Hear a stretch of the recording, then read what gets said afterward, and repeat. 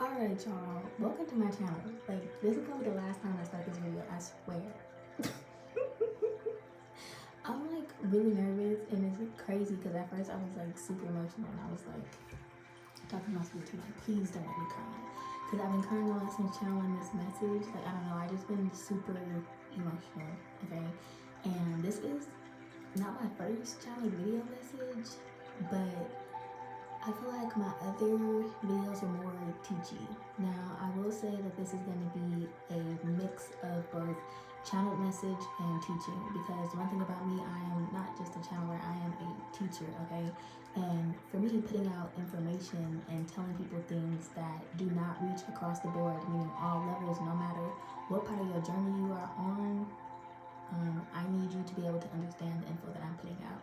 Because it's not to say that the information is wasted, because you'll understand it when you're meant to understand it. However, it's a little quicker if you help people along the way. If you can spark something in them and then they go to, expand upon what you give them.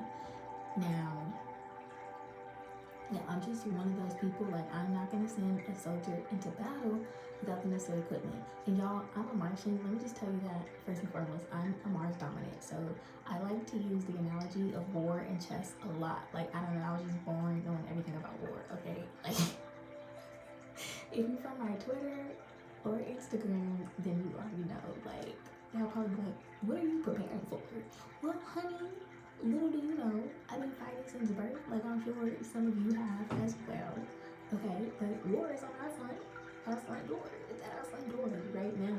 Okay, been at our front door. I mean, we already won it, but anyways, let me not get too ahead of myself. Which is something that I tend to do, but at the same time, like, this is good. This is good. We're in flow now. We're flowing. Because I restarted this video a few times because I just felt like I wasn't feeling good, okay? Like, I wasn't feeling good about the energy. I was like, no. Like, I was trying to be in this energy where I could be super calm, but I realized my calmness comes in chaos, okay? Like, but I swear there is a reason for all the madness. I don't do anything without a purpose, okay? And with that being said, there will be a lot of numerology in this video. You might have saw that I mentioned, if you came from my social media, you might have saw that I mentioned the words light codes and activation codes, or activation. You might hear that sometimes, okay? So I speak, well, a lot of us speak energy, right? But me in particular, numerology is a really big thing for me to understand. You have to understand that everything is made up of energy, which means everything holds frequency. Frequency is numbers. Okay, so light codes, I feel like people call it new age concept, and really a lot of these concepts that we hear, they're not new age at all. They just are not of this realm, and that is why people don't understand. This is ancient terminology, right? Because you have to realize that we are the original technology before computers. Like, hello, who do you think designed these things? Okay. You gotta remember, like, okay, but anyways, behind every structure, there's a person, there's a community of people who built these things that are in place, right? So when you change the world, you impact the people. And that is why I'm here. Before we get started, one, I know I just kind of jumped into that because I needed to just get myself into the flow. So one, welcome to my channel. I go by Aphrodite on here. If you're from Twitter, you can call me Earth. Earth is ghetto, but Earth is going to Venus now, honey. Earth to Venus. I'm Earth to Venus now. So, yeah. Earth to Venus. I love that. I really love that. It's so beautiful. Now, before we get started, though, I want to just in case you clicked on this video straight from YouTube and you did not come from my social media, I want to read off something that I put out into the ethers. Okay, this is a collective general forecast reading of what is to come next year, or what the energy is going to be like coming from this year, and what I'm hearing. This could be a cycle that spans to at least 2026. Okay, this is a 2-year cycle. And I'll explain what I mean by that and why I say that later on in the video. But for now, I want to just read off some things that will.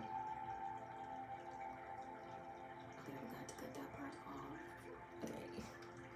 Yeah, I just want to read off some keywords and key placements that might affect you more heavily. Now, it doesn't mean that what's happening is going to transpire regardless, right?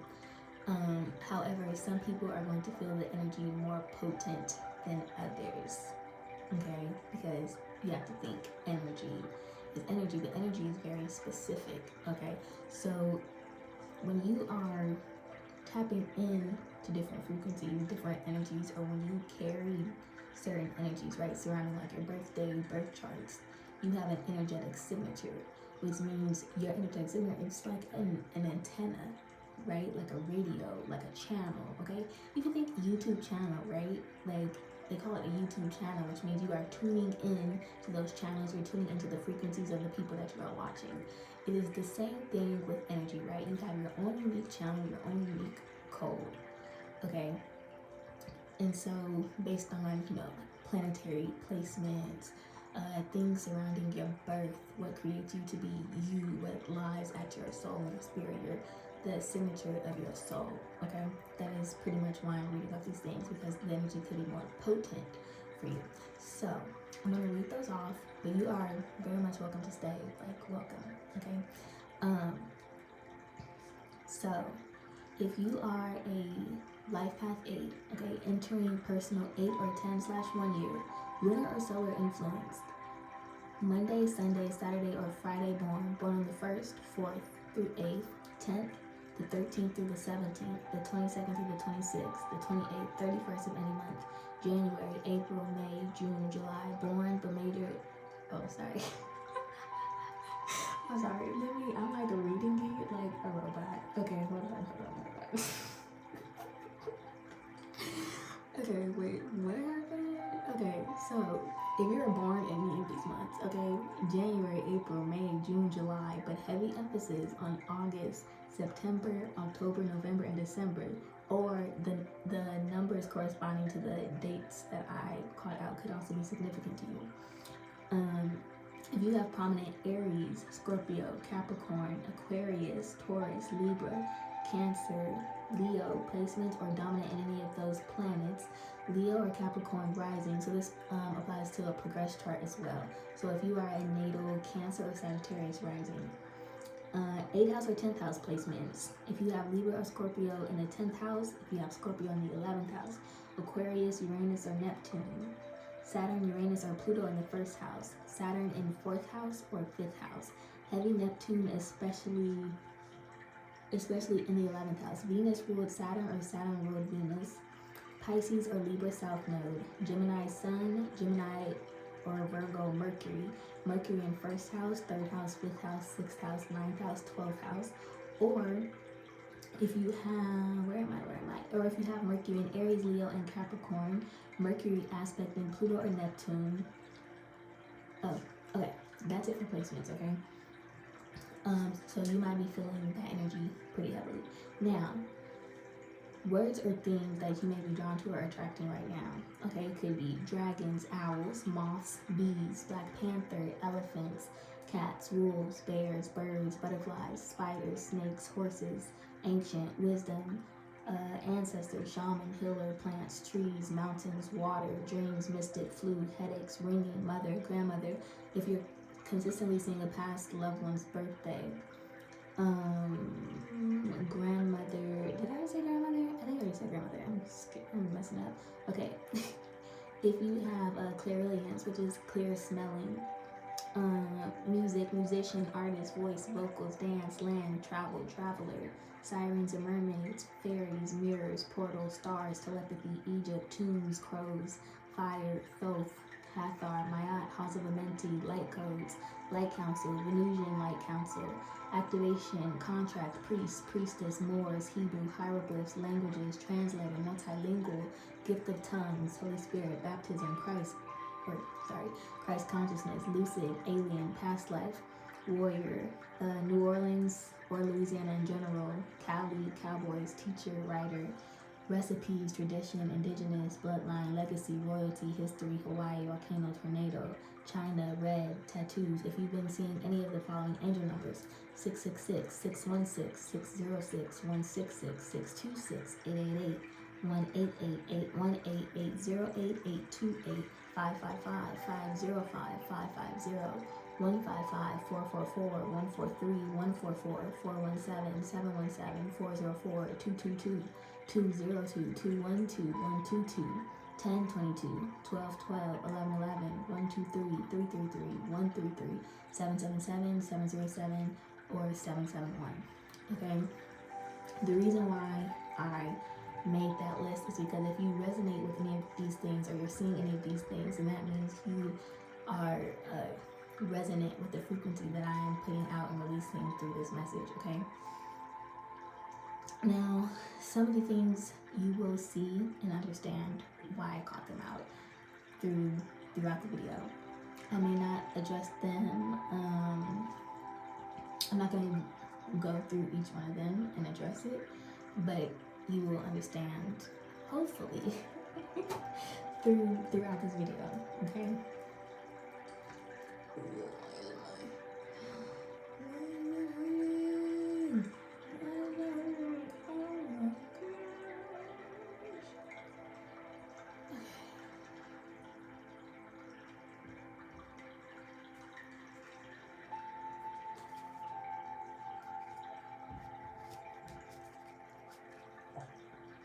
Now, one thing I do want to say before I start, and these are just, I'm not using any cards, these are just to keep me on track, because, yeah, I don't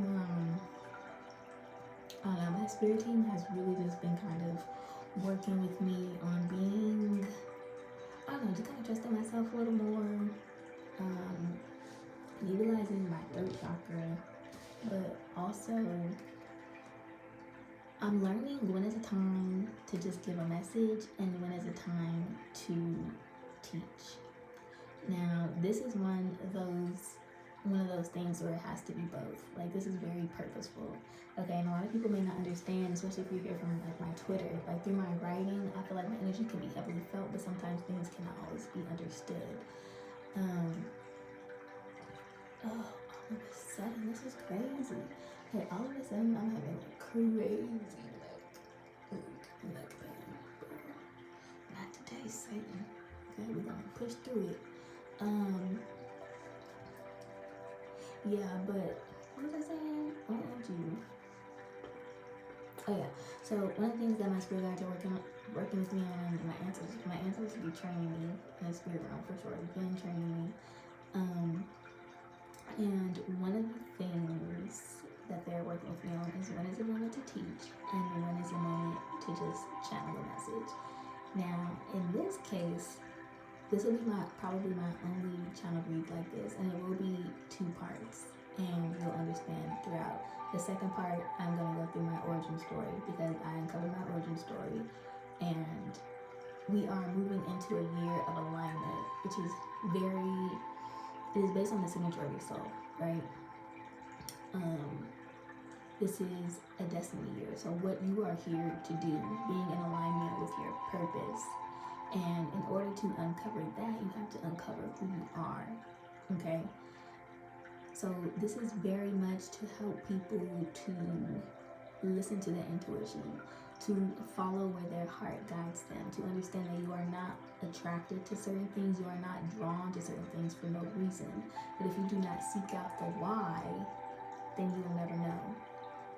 You understand? And so this is a faith-building message. The reason why I'm doing things the way that I'm doing them is so that people can see how I decoded my own messages and my own story, so that they can understand the different ways that spirit speaks to them. And so that, because not everyone has, the faith of a mustard seed, okay?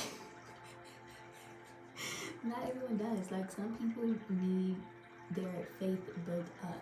The same way that a lot of people, if you've been on this journey for a while, or even if you haven't been tuned into your journey, but everybody knows intuition, okay? everyone knows intuition across the board. It doesn't matter. And we all know that when we get confirmation, now whether you follow your intuition or not, sometimes you don't follow your intuition, right? But then that thing happened. It's like, oh, you thought it was gonna happen, but you didn't listen to your intuition, so now it happened, right? And it's like, it's learning to follow your intuition without having the confirmation. You'll get the confirmation after you've already moved away from the situation, right? To simply follow where your intuition is guiding you, where your heart is guiding you, right? Okay, now that I said that. Yeah, that's the purpose of why I'm doing things the way that I'm doing them. So this is going to be a very in-depth read, but it is specific to no one, okay? I feel like it can get very confusing when we get into things that are a little too specific because, like I said, energy is specific, okay? Like, it is. As much as people want to say, oh no, this can resonate with a lot of people, it's like, yes, in the generalized aspect, but when people start getting into things that are like super, I'm just like, no, I don't know, y'all getting a little too specific, kind of. Okay. Like, I don't think I'll ever be one of those readers. Like, I will be opening up my services to the public this year, hopefully this month, but we'll see. I'm trying to figure out the kinks with this website, y'all. I'm not tech savvy, okay? Natural technology, yes. Technology created by man, not so much. I just don't got the time, honey. I don't got the time. Okay. But anyways, so if you are here with me right now, then it is because you either already know that there is a calling on your life, or your ancestors and your spirit team cannot get through to you. And so I am here to be the voice of your spirit guides and your ancestors. Okay? And I welcome you. And I hope that we can build a community, okay? A space of love. Like, my channel is still growing. I mean, I be on social medias, but this, like, I'm ready to build. Like, I'm feeling really good about the next year, okay? And I'm ready. And I hope we'll all be ready, okay?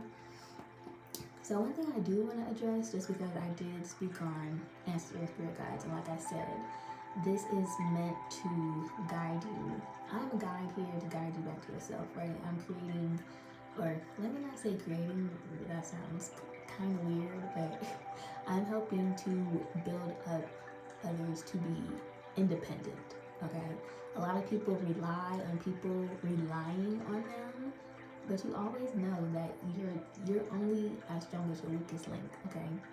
And I don't want to take that the wrong way. It's just, it is what it is, okay? Some things just are. Some things just are. And yeah, you're stronger when your whole entire team is strong, okay? Things manifest quicker when people have the necessary tools to do what they need to do and to progress and evolve. So, first things that I want to address that I have here. Okay, so if you've been seeing the birthday of a passed on loved one more frequently, if you've been being reminded of their scent, or attracting a specific animal, or feeling their energy, they are trying to speak to you. They are trying to connect with you. Now, it is your job to figure out the why, okay? Like, explore, because they are here to guide you throughout your life, especially in this year, right? This is a destiny year. It's also a karmic year. 8 is very representative of karmic cycles, but it is also, the number 8 kind of reminds me of a chain, right? So breaking curses, and we're gonna get into that more. Actually, let me just let myself flow, okay? Yeah, let me just let myself flow, okay? So 8 is very connected with moon energy, right? There are 8 cycles of the moon. So the moon represents mother, it represents our mother wounds. And yeah, it represents wounds that are passed down from your mother, which means passed down from their mother, so forth and so on, right? And so this is going to be a year of breaking out of these cycles, of changing the cycle, breaking free your ancestors and the lineage and freeing your bloodline, okay? You got it, girl. It's okay. I don't know. I do. You're fine. You got it.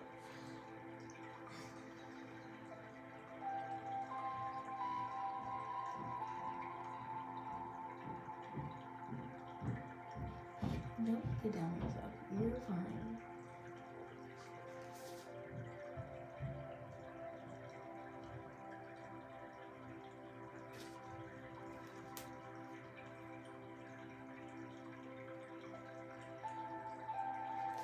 Alright. And so people's ancestors come to me often. People's spirit teams come to me often. And I didn't always know this, right, from a young age, but I knew that I always felt an overwhelming amount of emotions and energy. And I was a crier, okay? I was a crier. And honestly, those things have been flooding back. Like when I tell y'all I was crying, just crying while channeling these messages. I was in my feels and I was like, why do I keep on crying? Okay. Let me drink some water or something. I'm having muscle spasms in my neck now.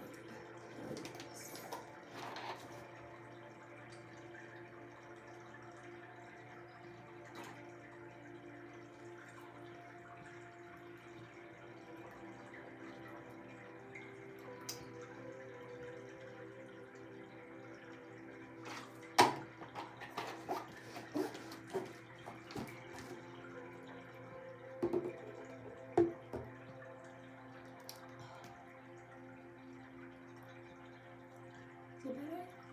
It's kind of better. Kind of better. Alright. Right? So pay attention to the animals that you're attracting like very frequently and study these animals and study the elements that they are attached to. So animals that usually signify like shaman ancestors are going to be owls, panther, elephants, wolves. Now you could also add horses, but I put them in with the healers, okay? Ooh. Especially if you're attracted to water right now. Oh my gosh. Sorry. If you're attracted to water and you're feeling like being near water, or you're attracted to water spirits, water animals, horses and elephants, I get the energy of a healer, okay? So either you have healers in your bloodline, or like it now is a time where it's calling for you to do some healing, okay? Which honestly, that's being called of everybody in the collective, but like everybody got to heal. Like you ain't got no choice, honey. Okay. Fertility and creativity, bees. So if you're seeing bees a lot, I associate that with fertility and creativity. White moth is a passed on loved one. My grandmother actually visited me as a white moth. Now, the reason why I knew it was her, it looked just like her. I swear, I might put up some pictures, the pictures that I have, because she stayed on the car like the entire time. Like I always go on a night drive. Like it's a very necessary thing for me to do. I get restless if I don't, and I receive a lot of messages when I drive. Like I like to drive. It gives me time to just kind of just think, to just flow, and I like to just listen to my music and vibe. But especially at night, because that's when, you know, the world is calm. And honestly, I feel like the world it kind of comes to life at night. Like the true essence of the world comes to life, right? You see the things that you don't get to see in the light, because, you know, when the light's shining, everybody hiding. So, and then birds. Remember that birds are messengers, okay? And they are also connected to the element of air, which is spirit. Okay, so also pay attention to different traditions and family traits that have been passed down. Like if something is very popular in your family, study those traditions or focus on those traditions, because they are not for no reason. Okay, and dive deeper into them. And in these ways, you connect naturally with your ancestors. Okay, and now, you know, I didn't always realize I was connected with my ancestors. ancestors. I'm sure all of us have those moments where, especially if you're not just, I won't say all of us, but if you're the kind of person who don't talk about your family history a lot with your family, or you are one of those people you have to figure out your family history on your own, like I did, then for you especially, you will connect more with your ancestors when you do things like that, okay? So, now that I said that, yes, don't leave them out in the cold. They gonna ride with you, but give them some love now, okay? And also, I just want to say something else, because I know like people talk about altars a lot in the spiritual community. Personally, for me, I don't have an altar, but I'm like, I already dedicated my whole body to the spirit realm. Like I've dedicated myself, right? Like I am literally a vessel. So it's like I honor my ancestors by honoring my body and honoring myself, okay, by taking care of myself, right? And especially now, or I'll wait till later. No, we'll wait till later, okay? But yeah, just taking care of yourself, adorning yourself, being appreciative of, who you are, right? Self gratitude, self worship. It's okay to worship yourself, okay? All right.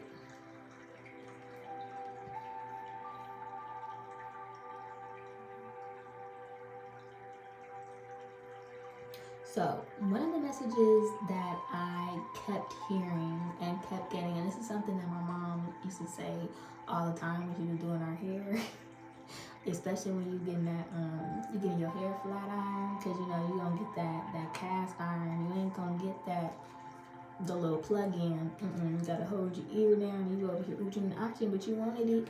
So, one thing that I keep hearing, for this year is beauty is pain. Okay, so shedding of old layers, things do not serve us. Okay, like a snake sheds its skin so that we can evolve, right? Because things that we are holding on to, it only weighs us down. And if you are holding onto these things that are keeping you stuck in cycles, then you cannot evolve past those.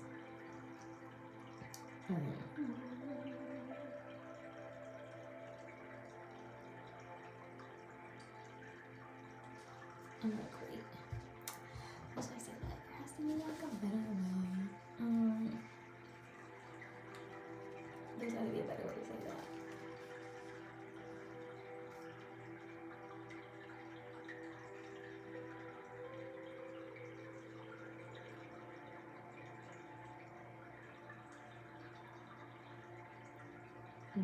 Okay.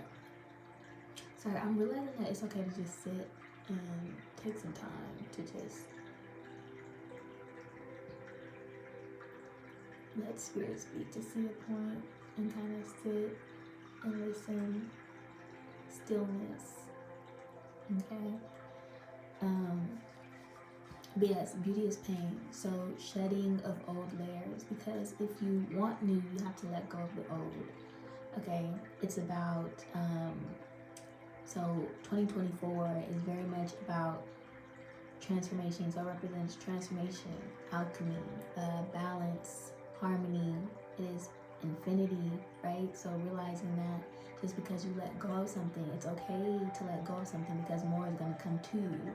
But if you keep holding on to things, then you close yourself off to receiving new. You close yourself off to receiving what you want, what the world wants for you, what they want to give you, because you never know. Like, the world will spoil you, okay? Now, this is a year of abundance, but you have to have the abundance mindset, right? Everyone's telling people, oh yeah, you can get it. It's like, you don't get nothing you don't work for. Like, you have to work for it, okay? Do the work.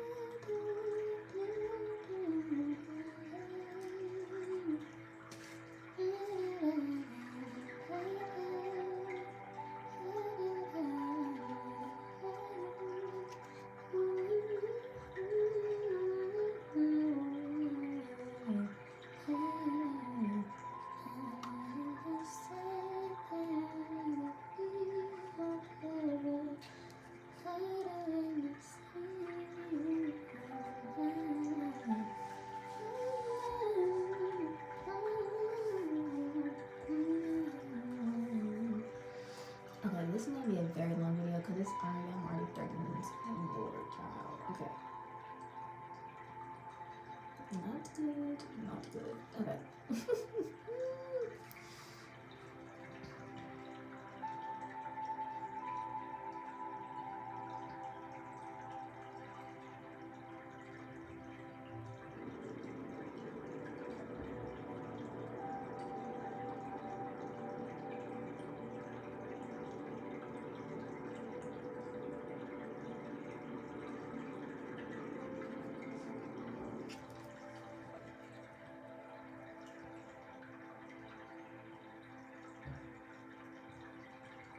All right, so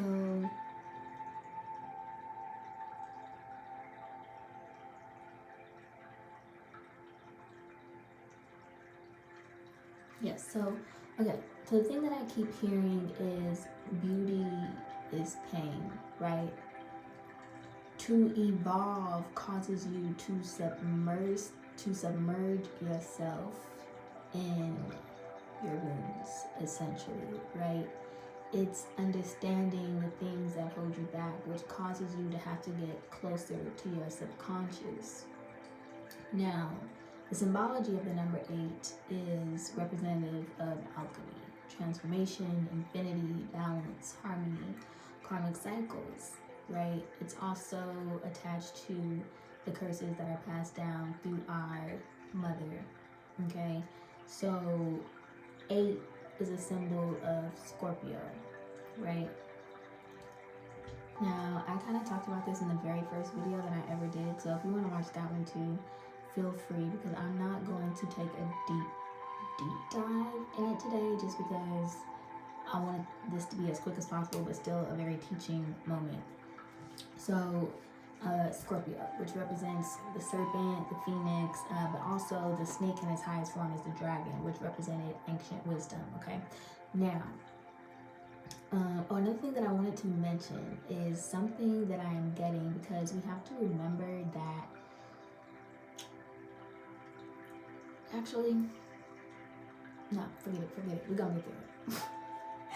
we are going to get there. But I will say one thing that I'm hearing is that this isn't just going to be something that's just going to last for this year and then that's it. Okay, this is going to be a span of up to at least 2026. Okay, 2026 is going to be a 10-year, right? Which is a 1 year. Okay, so that is a time where finally, okay, because 9 is the completion of cycles. So 10, right? The only difference between 10 and 1 is a choice. So you can either take the path to continue the cycles that you were in, or you can decide to go to the path of something new, right? Because 10, the 10th house, that represents wealth, okay? That's where the real money at. Like 8 is abundance, but 10 is wealth, because you're taking all this wisdom and knowledge that you've learned and now you're applying it, okay? But we're gonna get into that later. I don't want to get too far gone. So now, so the snake and the dragon represents primordial and feminine energy, right? The birth of all DNA, which is your subconscious. Everything comes from the subconscious. So literally in the year of 8, we are going to be submerged in our subconscious. You are going to be forced to face your wounds, the things that are holding you back, right? You're going to have to face yourself in the mirror. 8 is crazy because I was working on something completely different, but I kept seeing 808, right? Now, 808 are usually any number that has 0 between it, are usually mirroring numbers, okay? So in this year, you're going to have to face yourself in the mirror. It's a very, 8 is also representative of portals, as is the moon and water. But like I said, I don't want to get into that right now because it's going to come up later. But now you see why I mentioned portals and water in my my little thingy thing, okay? So, a channel song, because I'm not going to get into the Adam and Eve story, but it is important. That's one thing I did forget to mention. Okay, I'm so sorry. I'm sorry, y'all. Yeah, I'm gonna be flip-flopping. I'm a flip-flopper. If you know me, then you know I'm a flip-flopper. I don't really speak linearly, but I mean, time ain't linear either, and neither is my brain. Anyways. But one thing I want you guys to know is, and this is actually very important, so let me address this now. I'm going to be flipping between biblical text and ancient Egyptian wisdom and symbolism. Okay, let me explain why. So, a lot of the things that are taking place you can trace to the Bible, but that is not the only place you can trace it to. It's not the most ancient text. There's a lot of wisdom within the Bible, but you will not find it if you do not seek it. It is not a book that you can read with your naked eye. Okay, you have to perceive it with your spiritual eye, and it is a major book that holds probably the biggest curse over the earth right now. Okay, so if you can decode the Bible, then you break the curse. That is why I'm doing what I'm doing, and you will understand why. So one of the channel songs that I had while I was getting ready, preparing myself, I was trying to mentally prepare myself for this because I was so nervous. Like, I don't know why, but I was so nervous. I'm like, I do this regularly, but something about being on camera, and I was just feeling, even though I should be so prepared, because I should be so prepared. Like, I've been having these messages. This is basically just an accumulation of messages that I've been getting for years now, and especially this year, into a compilation. But yeah, anyways, a song that came on is Eve Jean by Kirby. Listen to that. It might spark something in you, and you might understand later, maybe in part 2, because I don't remember if I talked about anything that talks about it in this part. But in my part 2 origin story, you might understand why. And after you listen to that song, perhaps go and read Genesis, or in my first video, I do briefly talk about it, but I think it is something I'm going to have a focused video on soon. I feel like I probably should, because I didn't go too much in depth in the other video, but anyways, so I'm trying to think, why did I write, sometimes I don't even remember why I wrote things.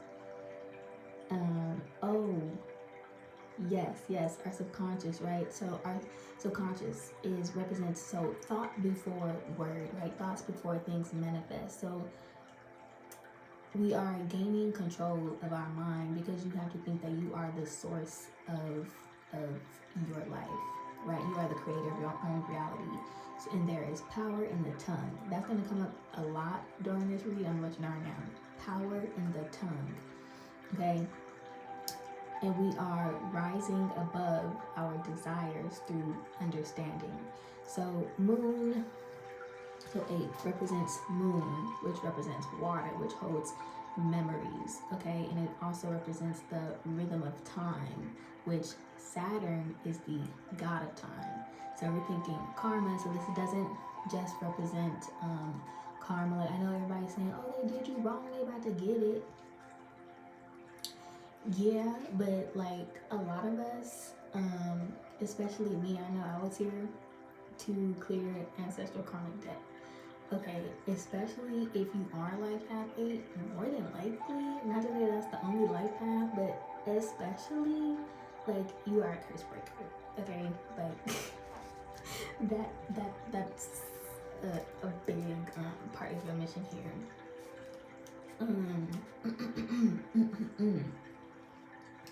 But yeah, let me see. Time. Okay, now why did I bring up? This is crazy, cause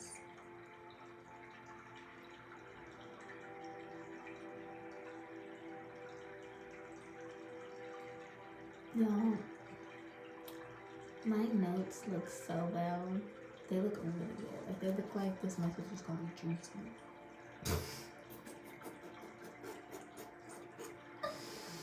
But I gotta understand.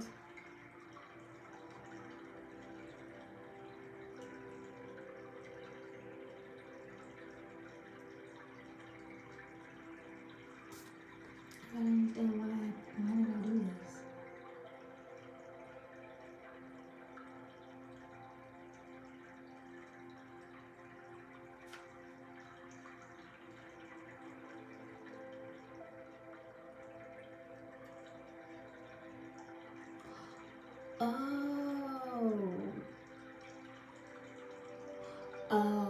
y'all.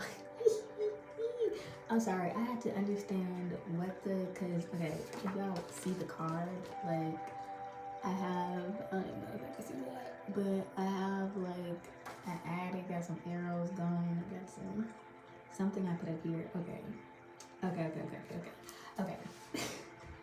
We're on track. Okay, so remember how I was talking about 2026, right? Being a 1 year. And that is, so before it's the 1, it's the 10, which is karmic justice. So 8, Scorpio, right? Corrects disharmony, right? So in the 7 year, which is Libra, okay, we've seen a lot of things be exposed. And so Libra will expose disharmony because things have to be exposed before you can correct them, right? The chaos before the order.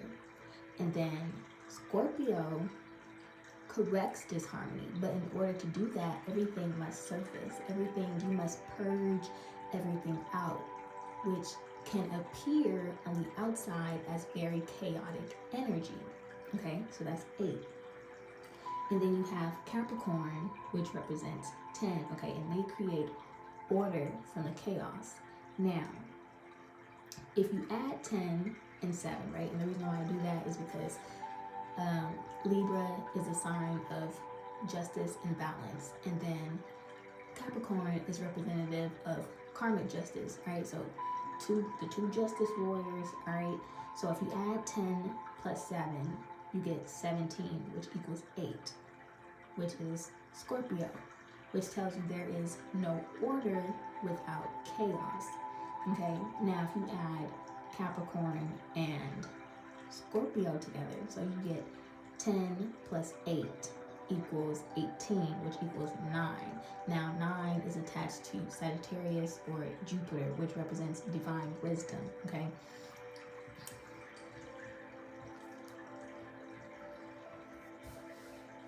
So literally, and also Jupiter is a sign of luck. Okay, so being able to apply those lessons that you've learned, right? Learning your lessons through your experiences and creating wisdom out of them. Therefore, you take those lessons and you're able to build better moving forward, going forward in life. Now, 2 other things that I want to point out, I'm going to be talking about, because yes, there's Western astrology, but then there's also Egyptian astrology. And 8 represents Leo in Egyptian astrology, okay? And 9 represents Virgo in Egyptian astrology. So Virgo, the Virgin, which was originally one sign with, okay, so I'm so sorry. So Virgo the Virgin was originally the sign that was paired with Scorpio before being separated by Libra, okay? And so Virgo is the sign of the healer. Now, Scorpio represents the desires, right? It's sacral energy, but we can also heal through our sacral energy, right? And sometimes it doesn't always have to mean sexual healing, but that is something that can come from that. But also healing through our creativity, and basically using our sexual and our creative energy to raise us into higher consciousness, higher levels of consciousness. I'm trying to think, why did I mention Leo right here? It is symbolical. It's very symbolical. Okay. So I know how I'm talking about returning to Venus. Okay. So Virgo in Egyptian astrology is also Venus. Okay, and they're represented by 9 in Egyptian astrology. And Leo is 8. You know, Leo is representative of the sun, okay, which is Christ consciousness. But why am I? And also Leo rules the heart, okay? So we are returning to the heart. We are correcting things that are, oh my gosh, we're healing our heart. We are healing our heart, you guys, okay? That's what's happening. Okay, things are resurfacing so that we can heal our heart and be receptive to more wisdoms coming in, okay?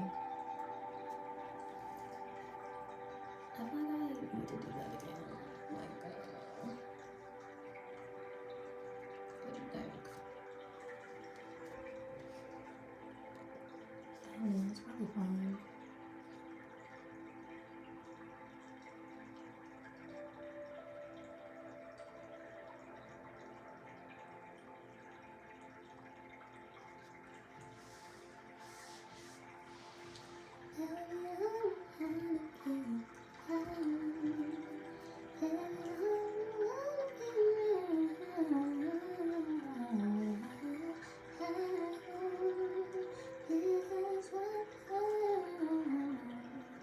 Okay. So 9, right? So in Western astrology, that's Sagittarius, but in Egyptian astrology, in Egyptian astrology, right? Virgo is Venus, but it is also the sign of the healer, right? And so returning to Venus, Leo 8 is Leo in Egyptian astrology. Leo rules the heart, okay, and also rules the sun. So we are exposing the things that do not serve us so that we can heal our heart.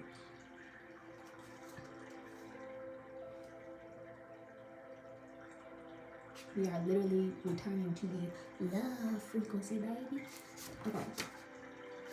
Now, I do want to talk about, okay, I'm going to have to bring up a tweet right here. Let's see what mama was trying to say. Oh, I just talked about it right here. Oh.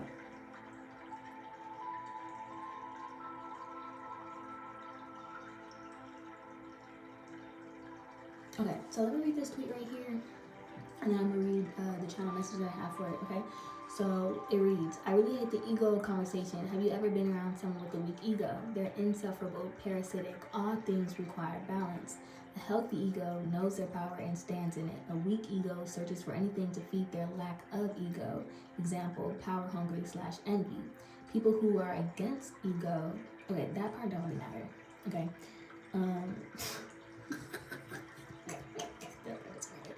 Okay, so one sources their power from outside of themselves. The other one knows their power is within themselves, okay? But ego, okay. Okay, so anyways, sun, right, which is ruled by Leo, and it also represents the ego, okay? In symbology, the sun is symbolical of the ego. Now, the sun, you get soul, right? Which is your soul, okay?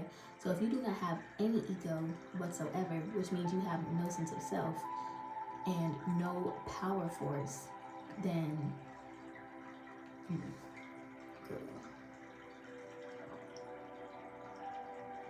oh yeah, so if you have no ego and no sense of self, it means you have no soul, right? Like, you would have no soul. Your soul is what identifies you as you, because there is no duplicate of your soul. There is only you. There's only one you. Okay, so Leo is 8 in Egyptian astro, and then we have Scorpio, which is 8 in Western astro. Y'all make a great pair. Look at y'all. Y'all are twinsies. Twinsies. You know what? Now I'm wondering, like, I wonder if that's why all the astro people is like, they make such a good, they make such a good pair. Because I'm like, yeah, they probably do. Like, I got Scorpio placements, so Leo placements.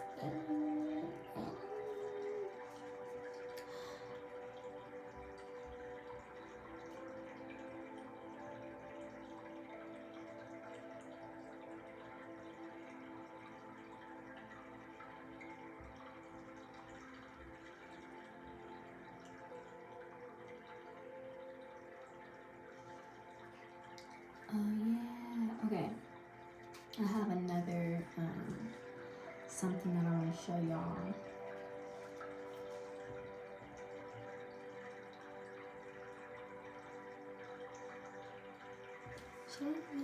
I feel like not too good at this.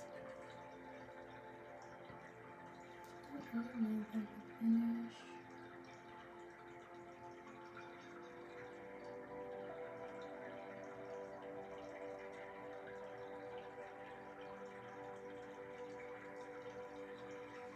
Okay.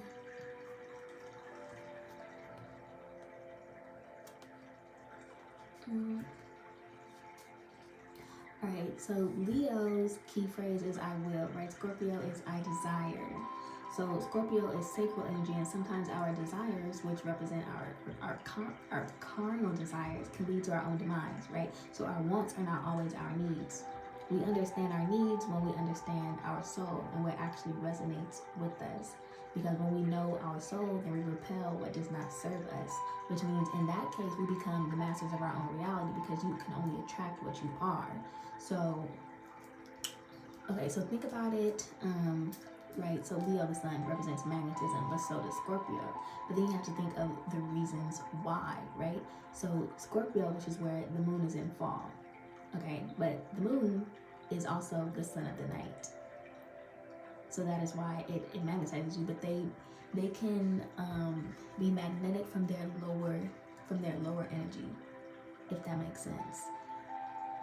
So if you feed into your lower self or your carnal desires, then you attract things that mirror and represent the things that you are not consciously aware of.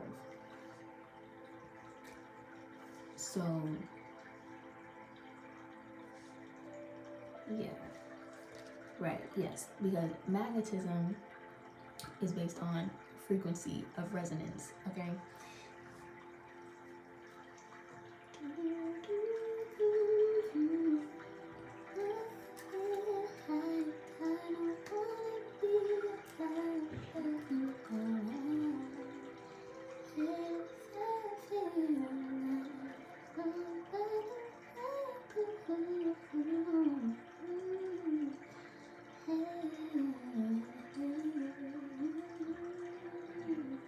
Right? So when you think of will, you think of willpower, which means I will. That sounds like conviction. And then also the planet of soul, right? That is integrity. But you cannot have integrity without knowing who you are. At least that's how I feel. I tell people all the time, like, I'm an Aries, so and we exalt the sun. So I can relate to Leo in a lot of ways when it comes to individuality. And things of that nature. I cannot stand. I can't stand a copycat, okay? I really can't. But one thing about it is, if you don't know who you are, then you have no sense of individuality. You have no sense of integrity. And you have no sense of authenticity, because you don't know who you are. How can you be authentic to you if you don't know who you are? You understand what I mean? What are your core values if you do not know who you are? What lies at the core? What lies beneath the surface that makes you you? Okay, so so moon falls in Scorpio, but it exalts in a sister sign, Taurus, right? Which is I have. So knowing that everything you need is already within you. Now there's another. This brought up another channeled message. Like I told y'all, I got a lot of ground to cover. So, okay, so there was a guy named Michael. Oh, sorry. Okay, so on Twitter, he poses the question. And honestly, I don't even know how I had an answer to this, y'all. To be so for real, my brain just like, I don't know, just on the spot, I was like, oh. Like, literally, I feel like a passenger in my own body sometimes, okay? So he says, if psychic/remote viewers exist and some are actually correct, what does that say about free will? If someone has successfully predicted the future via vision, what does that mean? Now, there's a lot of messages within this message, so I'm going to try to cover like all of them, but okay. So I say, Mark Twain said, history doesn't repeat itself, but it does rhyme, suggesting that time neither stops nor begins because everything is happening simultaneously. So think different when people speak of timelines and realities, right? Different dimensions. So time is energy, so each reality rests at a different energetic frequency. Energy is neither created nor destroyed, but it can rest dormant in people, places, and things. We're going to resurface back to this because this is going to be a theme that is coming up this year, in the year of 2024. Psychic/remote viewers are essentially able to tap into these different frequencies, like reading a book with no words. Free will doesn't suggest you can dictate the future, but through willpower You have the power to bend energy to your will, ultimately jumping freely to different timelines. I'm trying to see, do I want to explain this right now? Okay, so one, what did I say? Free will doesn't suggest you can dictate the, nope, that's not the part I'm talking about. Oh, tapping into different frequencies like reading a book with no words. What I meant by that, reading a book with no words, basically reading energy, right?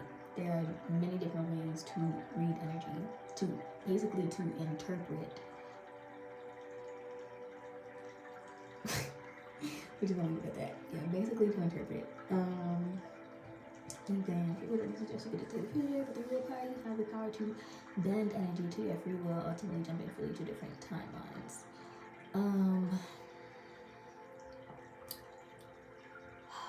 Okay, so this is where alchemy comes into play, okay? Because you have people who are the victim of their circumstances, and then you have people who take the lessons that they've just learned, they take the pain and they use it as fuel. Okay, think Leo, fire, right? So they are also alchemists within their own right, okay? So shout out to you, Leo. Shout out to y'all. Nobody, I guess, you don't really see them associated with alchemy often. So yeah, I'm gonna go ahead and give y'all creds, y'all dudes right now. They are the light alchemists, and then you have Scorpio, which is the dark alchemist. Oh, pair.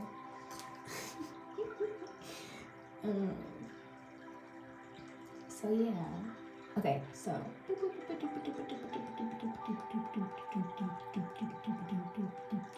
oh yeah, so basically, yeah, when you take these lessons, I don't even think I need to explain. Yeah, you take the lessons and you do better, right? So you learn something from that, and you kind of learn what steps to take next, right? So these lessons order your steps for you to walk into your new blessings or your new life, your new reality. Now, okay, so divination is spoken against because with power comes great responsibility. Discipline is learned in, oh my gosh. Wait, what's going on? Oh, okay. I'm sorry. Okay, divination is spoken against because with power comes great responsibility. Discipline, disciple, deciphered. Now, the reason why you'll see actually. Okay, so freedom comes with self-control. Many cannot control their power, and spiritual gifts will not fully activate until the lesson of discipline is learned and said person reaches the same frequency as their potential. Divination, divine initiation. Many open doors they were not given permission to enter, and this is what's spoken against. Will equals heart. When the heart is impure, illusions are created and visions distorted. This is a method of gatekeeping. So even if you have the ability, misuse will restrict its full potential, and using tools without the gift will restrict access to certain information. You only get so far. Now, recently, I spoke on people in the spiritual community who have people under their thumb, but they're not saying nothing. Not a lick of anything. They're just stuck in these constant karmic loops. They got people like, I cannot, 1:44 o'clock. Okay, yeah, they have people stuck in these loops, and they're very dependent on keeping people stuck in these loops. Especially, I'm not trying to knock nobody, but it's a lot of people who talk about twin flames, especially. They don't know what they're talking about. I'm gonna just let you know that right now. A lot of them don't know what they're talking about. And no shade to them, no knock to them. They just don't know what they're talking about. And we are coming into a time where a lot of them are going to fall, because as people are breaking out of these curses, they're no longer going to be tapping into those low vibrational frequencies. Like, you have people on there that their whole channel is just dedicated to karmic energy, right? And there's this one reader, I absolutely love her. I'm gonna recommend her, like, because if y'all resonate with anything in this message from this point forward, like, she's phenomenal. Okay, and I still watch her to this day, even though, like, I don't necessarily need to. I just really enjoy her energy. I really enjoy her energy, and we're always like the things that I be channeling on a regular daily basis, and then I'll go and watch one of her messages, and she'll be so like on point. Like we here, like girl, we here.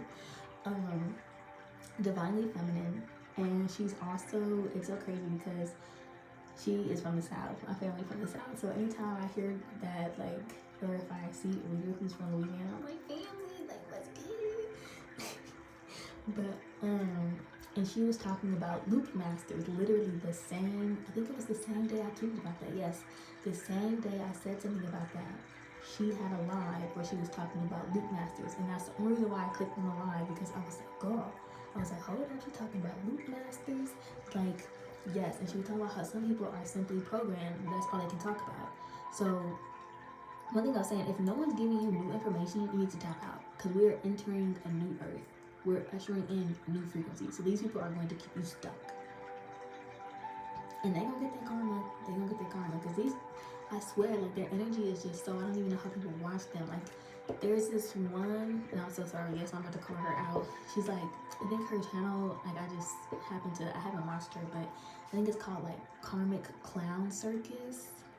I'm just like, and she got this like really scary looking clown in her. I'm just like, girl. And people was watching, so I can't too much knock her, but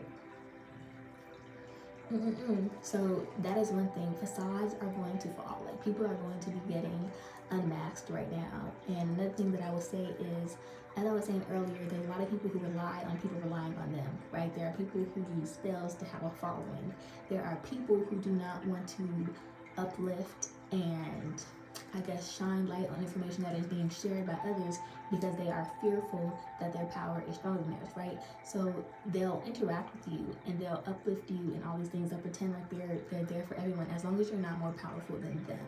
And I think that it's so crazy. It's so crazy.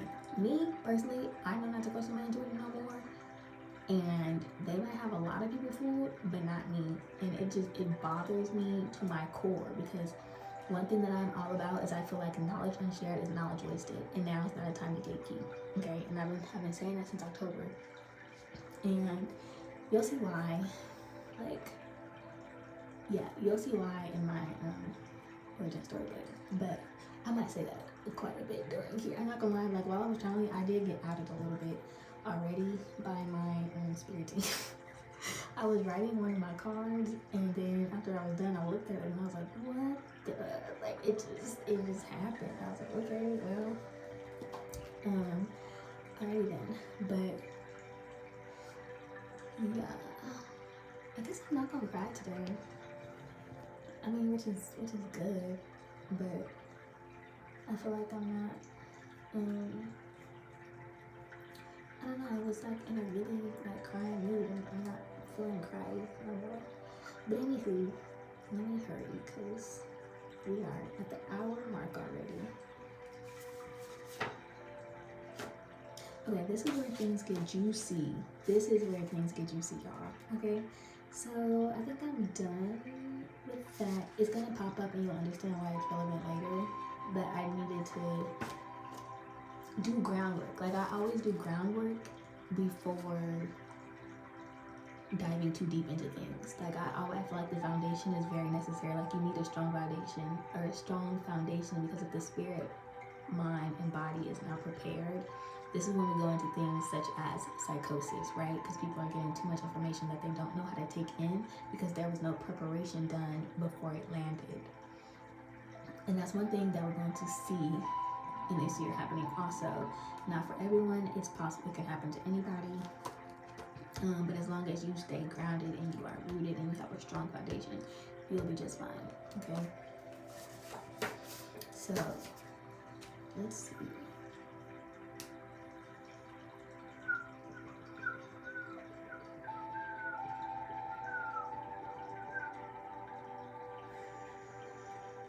Oh, shoot.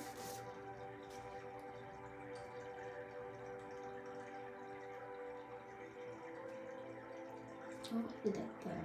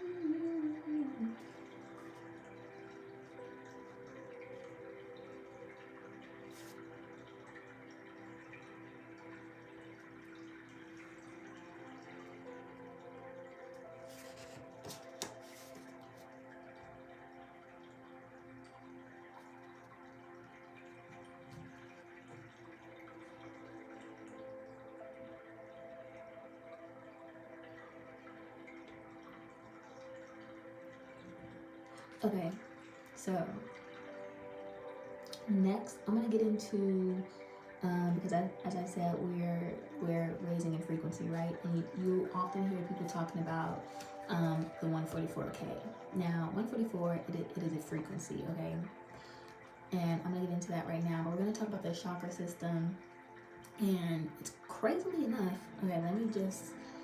Ooh, crazily enough, I got this download on the 29th of what month is that? August, September. September the 29th, okay, which happens to be a 9-day. I don't know what day of the week it was because I didn't check, but it was a 9-day.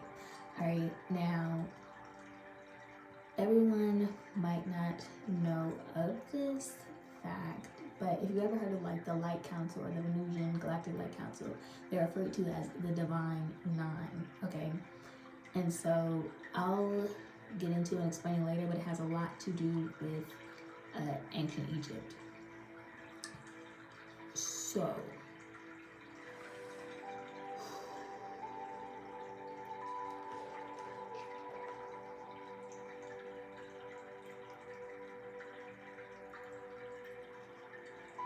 am I gonna do this? Like, Institute is here.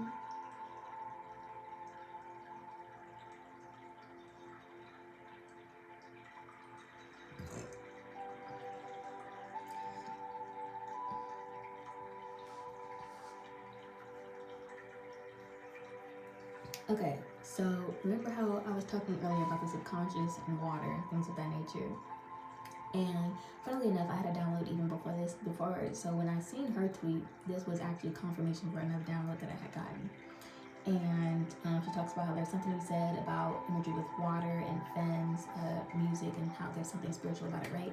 Now, this looks a lot like who is attached to water when it comes to women, sirens, okay?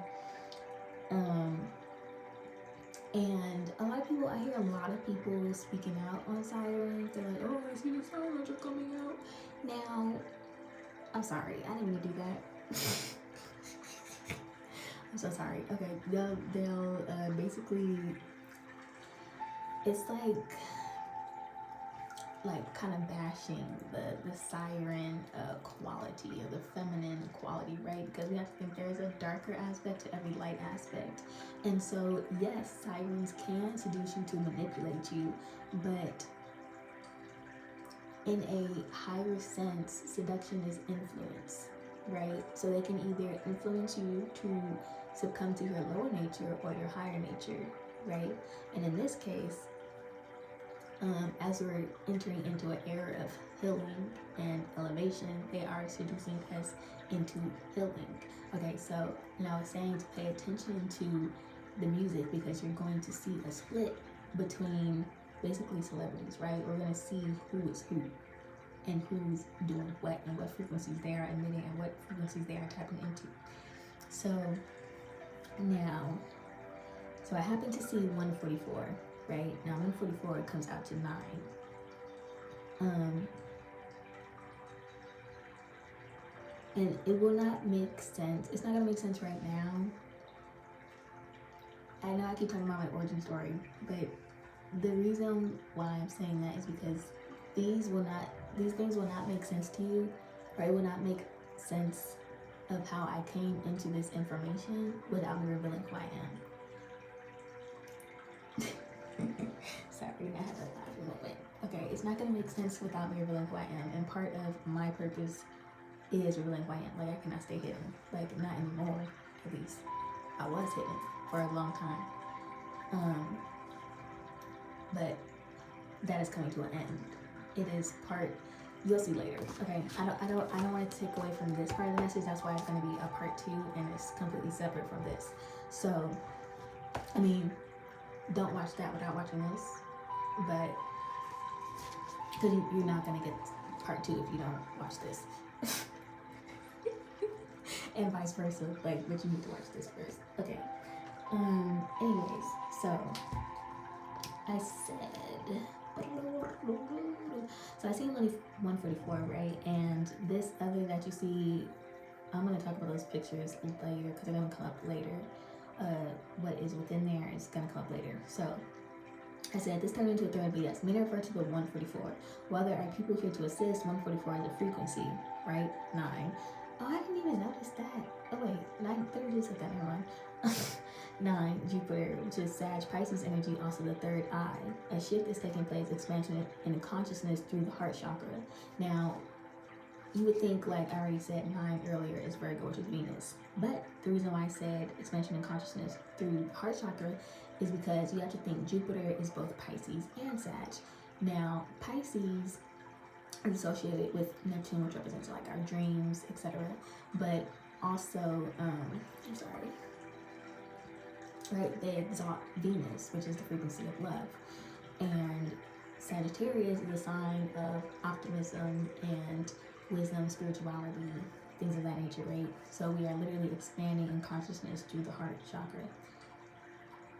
Now, let's see. Okay, oops.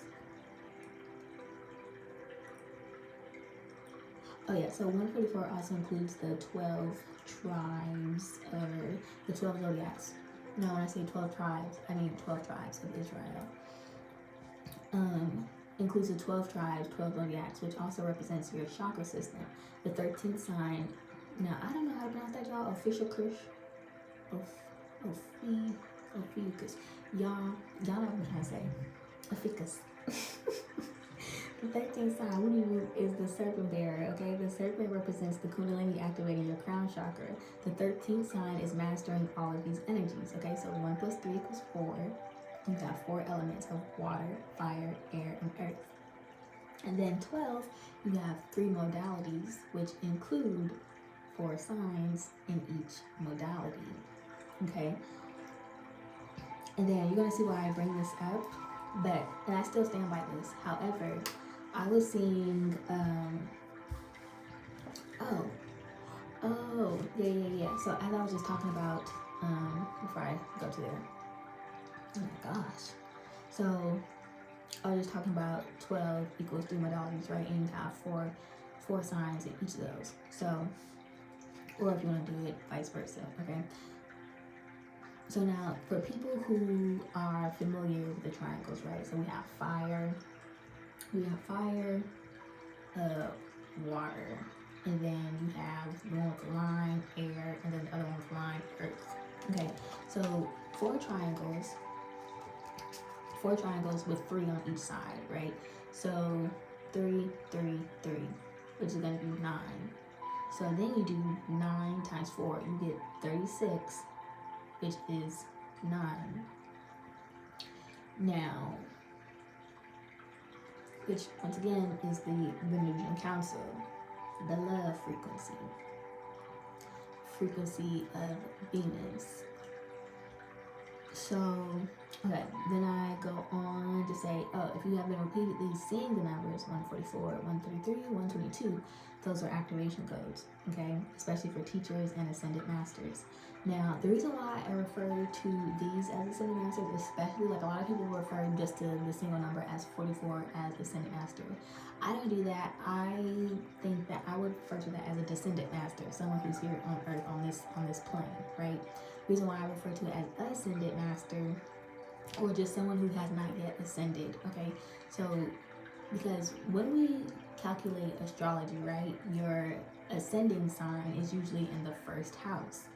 So that is why, naturally so, I'm like, okay, look, when 1 is in the front, then that ascended, right?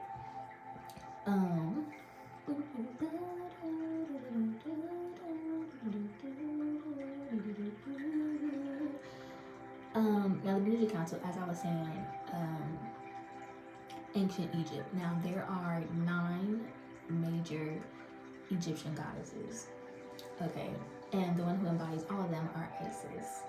Now I'm going to break them down as I break down the chakra system, but let's see. Okay, so yeah, if you are seeing any of these, 144, Kundalini awakening, if life feels more lucid, this is especially for you. Now, why did I say that that's a Kundalini awakening? Because 9, right? Because it represents universal consciousness, okay? The reason why I say Kundalini awakening is because it represents universal consciousness. When your third eye is opening. 133, crown activation. you get 133 equals 7. 7 is the seventh chakra, is the crown chakra. Then 122, you get 5. Now it's the sun, but also,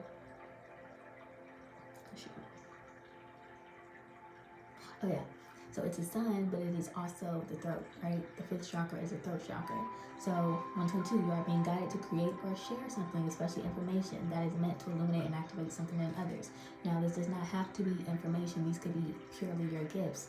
And in saying this, I was reminded that our gifts are not necessarily ours to gatekeep. Okay.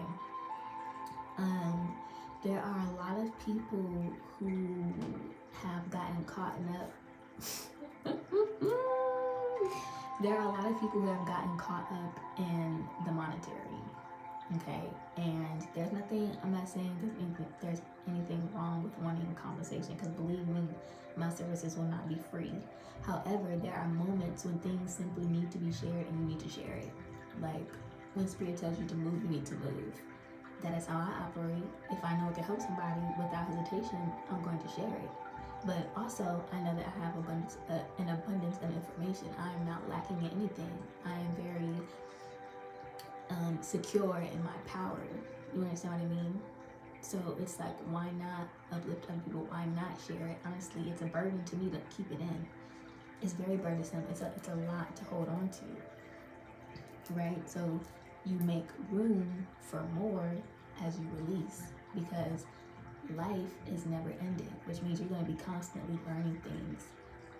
Information is going to be constantly flowing to you, which means you'll constantly have something to share, because you are the source of your own creativity. So that's not necessarily just for information, it's also for other gifts as well. But I'm like, do I want to get into the immortality thing already? Like, yes, a lot of us are gods and angels and priestesses and healers and shamans. Yes, a lot of us do have an immortal soul, and you can come into immortality. However, on this plane, in this lifetime, your vessel is mortal, okay? And you are but a vessel for Source to operate in. So when they tell you to move, you need to move. That's why I say sometimes I literally feel like a passenger in my own body. Like, I literally dedicate myself. And y'all get the drift by now. We'll talk about it later. And sorry if I'm talking like kind of low, or y'all feel like I'm not, I'm holding back a little. I kind of am, because like nobody knows what I do, okay? Like when it comes to people who I know in real life, like nobody really knows what I do. I mean, well, people I know on Instagram, like, cause I be posting my stuff on Instagram too. But into what capacity, no one knows. And I don't know, I just do feel like people are listening to me, and it makes me feel like I shy away from like sharing my true essence sometimes. Okay, sometimes. Like, I don't have a problem sharing it with strangers, but people who already have like preconceived notions of me or whatever, or feel like they know me already, like, I don't know, they just have certain expectations, and I'm like, that's not me, bro. You know? And I just like, I don't feel like, I don't know, I don't feel like people trying to figure me out, I guess. Like, I don't really know how to say it, but I think y'all get what I'm saying. The confusion, I guess, or the questions, like, I don't have time for questions. Like, I am who I am. Like, you either accept it or you don't. Like, either enjoy the experience, enjoy the show, or kick rocks. Literally, that's literally how I feel. Like, I'm gonna be me regardless, but I don't be running to show my, like, true self to everybody. You know what I mean? Like, strangers is one thing, because, like, I don't know you from a can of paint. So how you feel, like, really doesn't affect me. I mean, how they feel doesn't affect me either. But, like, at least for strangers, it's just, there's no expectations. There's none whatsoever. Okay. Alright, y'all, sorry. My phone stopped recording because I got too many things, too many photos in particular on my phone. I mean, what would you expect? It's actually very on brand. Y'all understand, like, it's very on brand for me to have that many photos of myself on my phone. Like, okay. Anyways, I remember where it was at. So, let's get into the chakra system. And so the other numbers, the other following ascended master numbers that I was seeing was 122, 133, 144, 155, 166, 177, 188, and 199. Okay. And so now, at first, as I was accumulating them, of course, I didn't know what they meant. And these numbers have been following me pretty much all my life. Like, I started looking back and realizing how long they've been there. But the thing about energy, right, and the thing about angel numbers is sometimes they follow you. They have been following you for longer than you realize. But you're not able to tap into these energies and frequencies until you resonate on those frequencies, right? Remember what I was talking about? Channels, okay? Until you tune into that frequency, you don't receive those messages. They just miss you. Now, there's nothing wrong with that because you'll receive the message and get the message when it's meant for you to get it. But it's just that, so once you realize it, you know that they've been there with you this whole time. When I say they, I mean your spirit guides, your ancestors, or whoever walks with you, who guides you, whatever teachers work with you, right? Because there are also teachers in the spirit who work with us. And so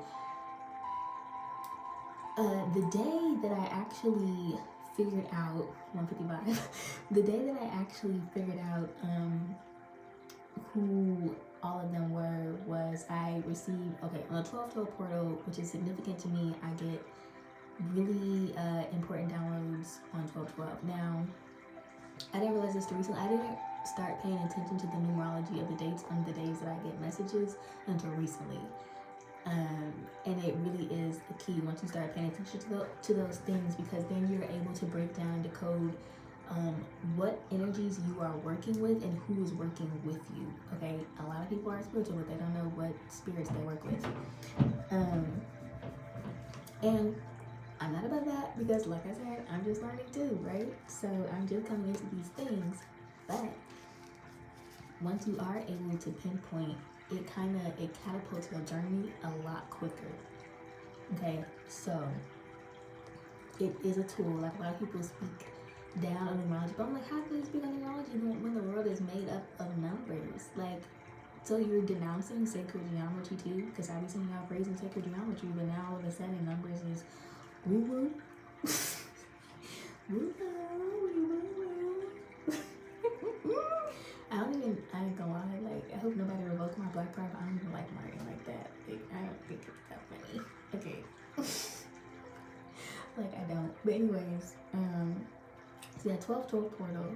Now, the reason why it's significant is because, one, we know that 12 is 3. Well, I don't know if we all know, but so 12 is 3, which is associated with Mercury, right? Because that is Gemini. So it's ruled by Mercury, a planet of communication. And now Gemini is an air element. Air is spirit. For me personally, I'm a third house Aries Mercury, and that is housed in, I'm a third house Aries Mercury trine 12th house Sag Pluto. Now, in Egyptian astrology, the 12th house is ruled by Sag, or Sagittarius is the 12th zodiac. Okay, and so my Mercury is in the house that it's happiest in, but also it's in Egyptian astrology, the third zodiac is Pisces, and we know Pisces also to be associated with the spirit realm. Okay, and so trine, which is triangle 3, and I was just talking about triangles, so you get 3 through 3, that is 9, which again is Jupiter energy. Now, I was trying to think, I was adding the dates up. Let's see. So we get 6 plus 7. Yeah, 6 plus 7 is 13. You get 4. Now, the 4, which is going to be Aries in Egyptian astrology, but also 4 is a moon, and 4 is home. Okay, I can't get into why home would be significant to me right now. Okay, I'm just no. Okay, yeah, we'll wait till later. But I am a Venusian. Okay, in my progress chart, I'm a Venusian, and also I'm a Virgo North Node. Okay, so Virgo is Venus, and I'll get into when I get into the origin story and when I get deeper down. This is going to be a service that I provide, which is that's going to be the first thing that I provide is birth chart readings. Okay, because and this is not even me like really hyping myself up, but I am very skilled. Okay, and I know how skilled I am. So, at decoding birth chart, the birth chart is a map, and I'll explain why I say that it is a map later. It'll come up later. But going back to, let me make sure. Oh my gosh, what is this neck spasm? Like, y'all, I'm telling you, like, they got it out for me or something. They do not want me to speak. But I'm gonna speak anyways. I'm a thug. We're gonna thug through it. Oh, but it does hurt. I'm not gonna lie. Like, it's not my actual throat. It's like my neck. It's hurting. I feel like I put a muscle in my neck, bro. It's craziness. Okay.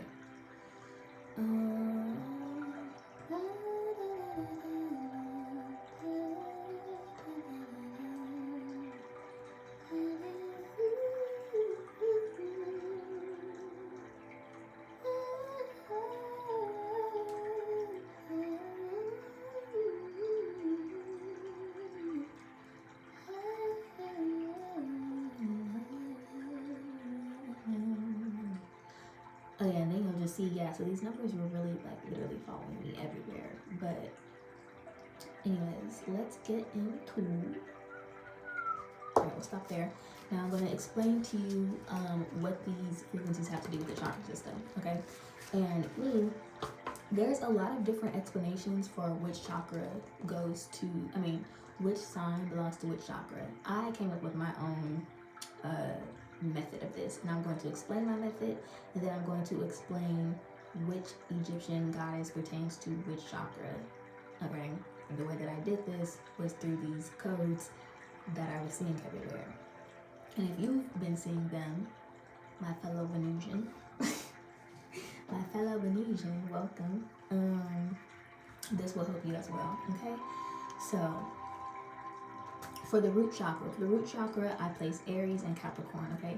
Aries is the sign of I am, Capricorn is the sign of I use. Now, both of them are sun energy, which represents the ego, okay?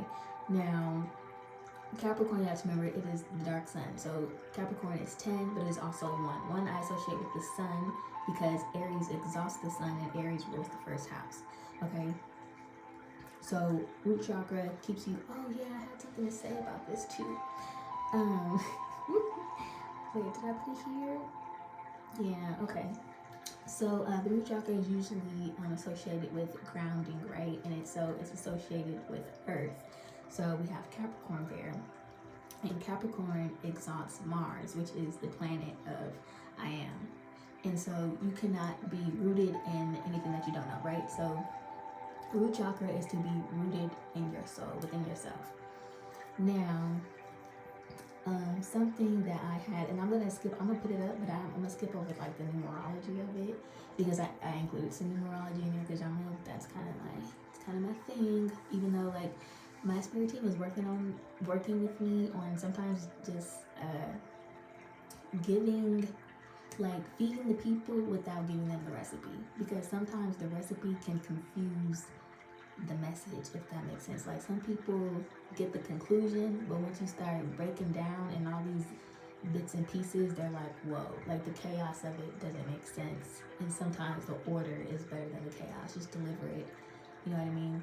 This is wild, you guys. I'm so serious. Oh my gosh, I don't know what this is. Okay.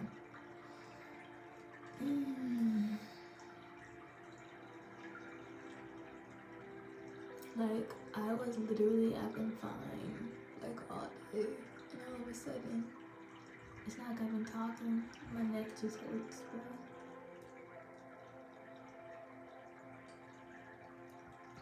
craziness. I need y'all to give me some strength, okay?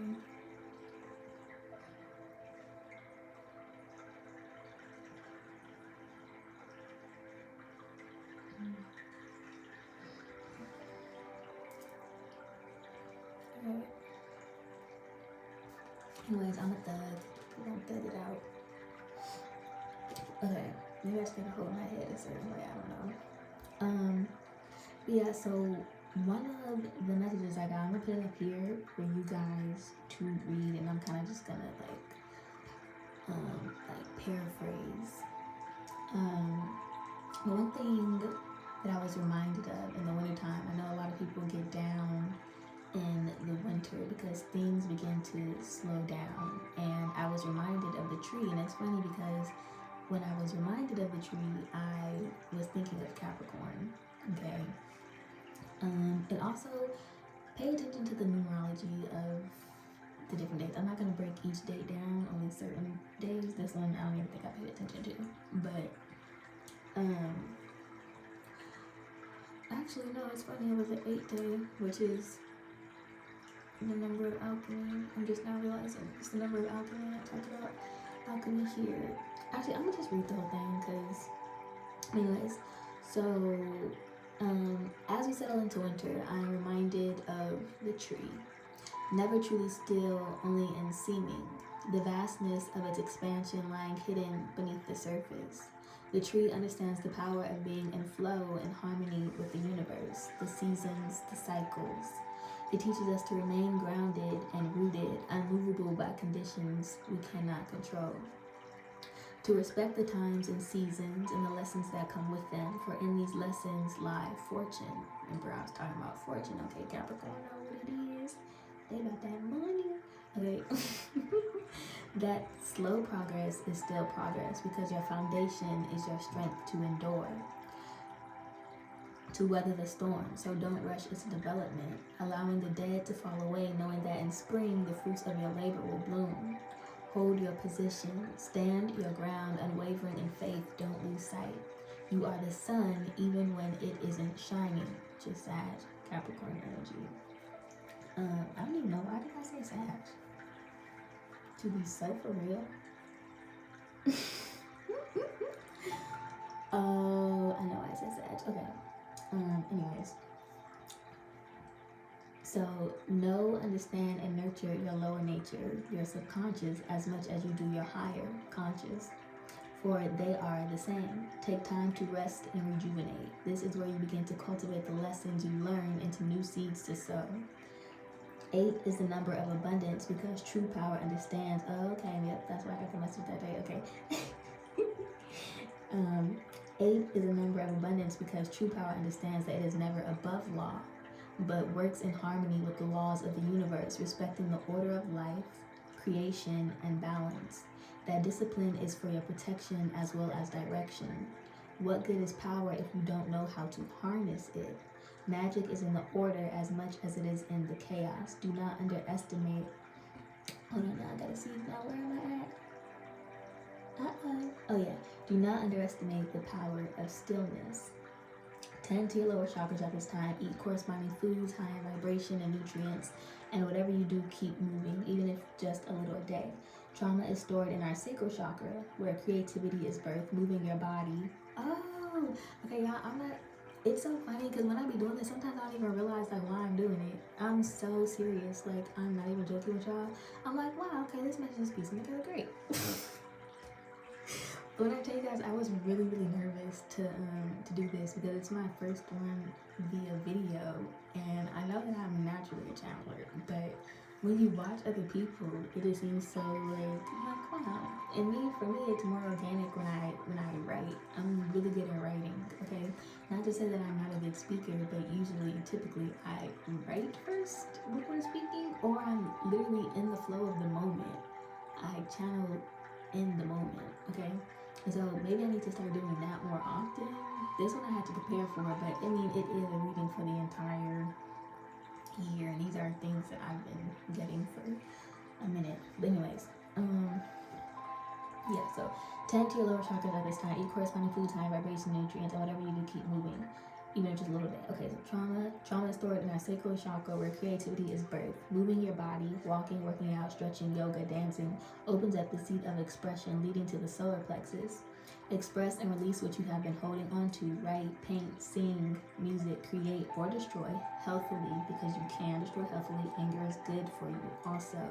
But anger is for when you're ready to take your power back. Do not hold on to anger. You need to make sure you tackle the feelings that lie dormant beneath anger. Okay, the hurt. And understanding the hurt side of your feelings. Right? Like a lot of people, when they're vulnerable, they feel like it is a weakness. But you know what they say? Pain is weakness leaving the body. Okay? Allow yourself to hurt. Like allow yourself to feel these things. And then allow it to flow through you. Okay, you do not need to be skilled or professional to express yourself. These are your raw emotions. It's only you and you. The idea is to get these stored emotions flowing through you, opening up your heart chakra. Center of reception. Center of reception and community, where healing takes place, where we embrace ourselves and in turn embrace others, being receptive to the newness of life, which leads to our throat chakra. Ooh. Connected to the solar plexus, as we speak our truth and emit frequencies that are more authentic to us in our purest form underneath the pain and suffering and hurt. This is where you begin to attract your soul family, community, including insights, as you begin to develop and trust your own intuition, trust your own inner voice, which is intuition, leading us to the third eye chakra of spiritual expansion, so forth, so on. Transmuting our shadow never ends, as with each lesson, a new shadow is discovered. But to overcome our shadow, we must befriend our shadow and hold space for our shadow to release itself and contribute to our light. Okay, and now one thing, it's so crazy because this is basically the entire message. It's not the entire thing, but I'm like, shoot, I can end it right there and be just fine. But one thing I want to say, the reason why I say to befriend your shadow is because most of the time your shadow are aspects of your inner child, okay? And this is why people's inner child is drowning, because the shadow aspect are things you've been accumulating for a long time. You understand what I mean? So when you shun your shadow or you make yourself feel bad for feeling that way, ultimately you are shunning your inner child. And I always say your inner child is your first baby. And a practice that I do, it's not really a practice, but something that I like to do is look back on my baby pictures and remember like the light of my inner child. You know what I mean? Remembering myself in my pureness, remembering that I had goals, dreams, there are things that I wanted to achieve, and I want to honor her by achieving those things and by staying true to that. And so honor your inner child, connect with your inner child, okay? I feel like that is your first baby. I refer to my little brother as my first baby, but really your inner child is your first baby, okay? And you can tell a lot about how someone's gonna take care of their child or someone else by how they take care of themselves, right? Like you cannot give someone else the love that you aren't giving yourself. So that's the message that I have for that. Oh my goodness. Y'all, I'm in pain. I'm not gonna lie, I'm in pain. I don't even know what to do or what that's called.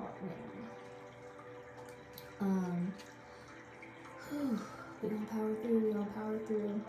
I can't believe my throat chakra is being attacked like this.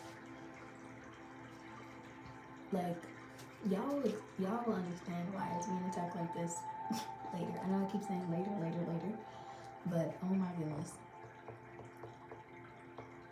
When I tell you I'm in pain, like, it hurts, bro.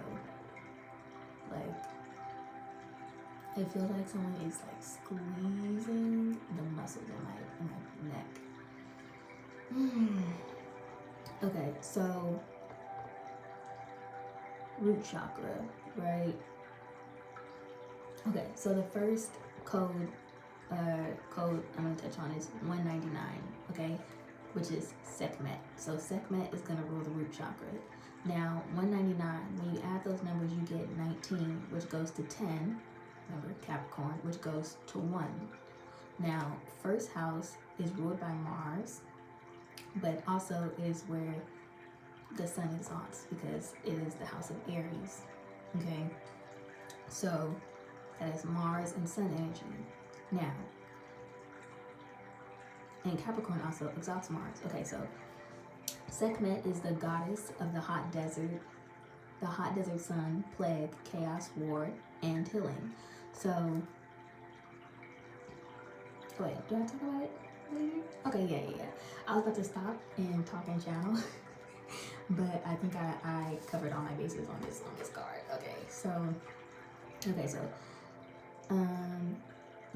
So Sekhmet is the goddess of the hot desert sun, plague, chaos, war, and healing. She was created from the fire of the sun god Re's eye when he looked upon Earth, sent by Re on Earth to destroy humanity for not respecting the sacred laws of Re, that's devil energy, right? Because in the Bible, like let's think back to the Bible, who do they say is sent to do nothing but to kill, steal, and destroy, right? So Re calls Sekhmet back to the heavens in order to save humanity because he accepts the shadow side of humanity. Now, Capricorn rules the shadow.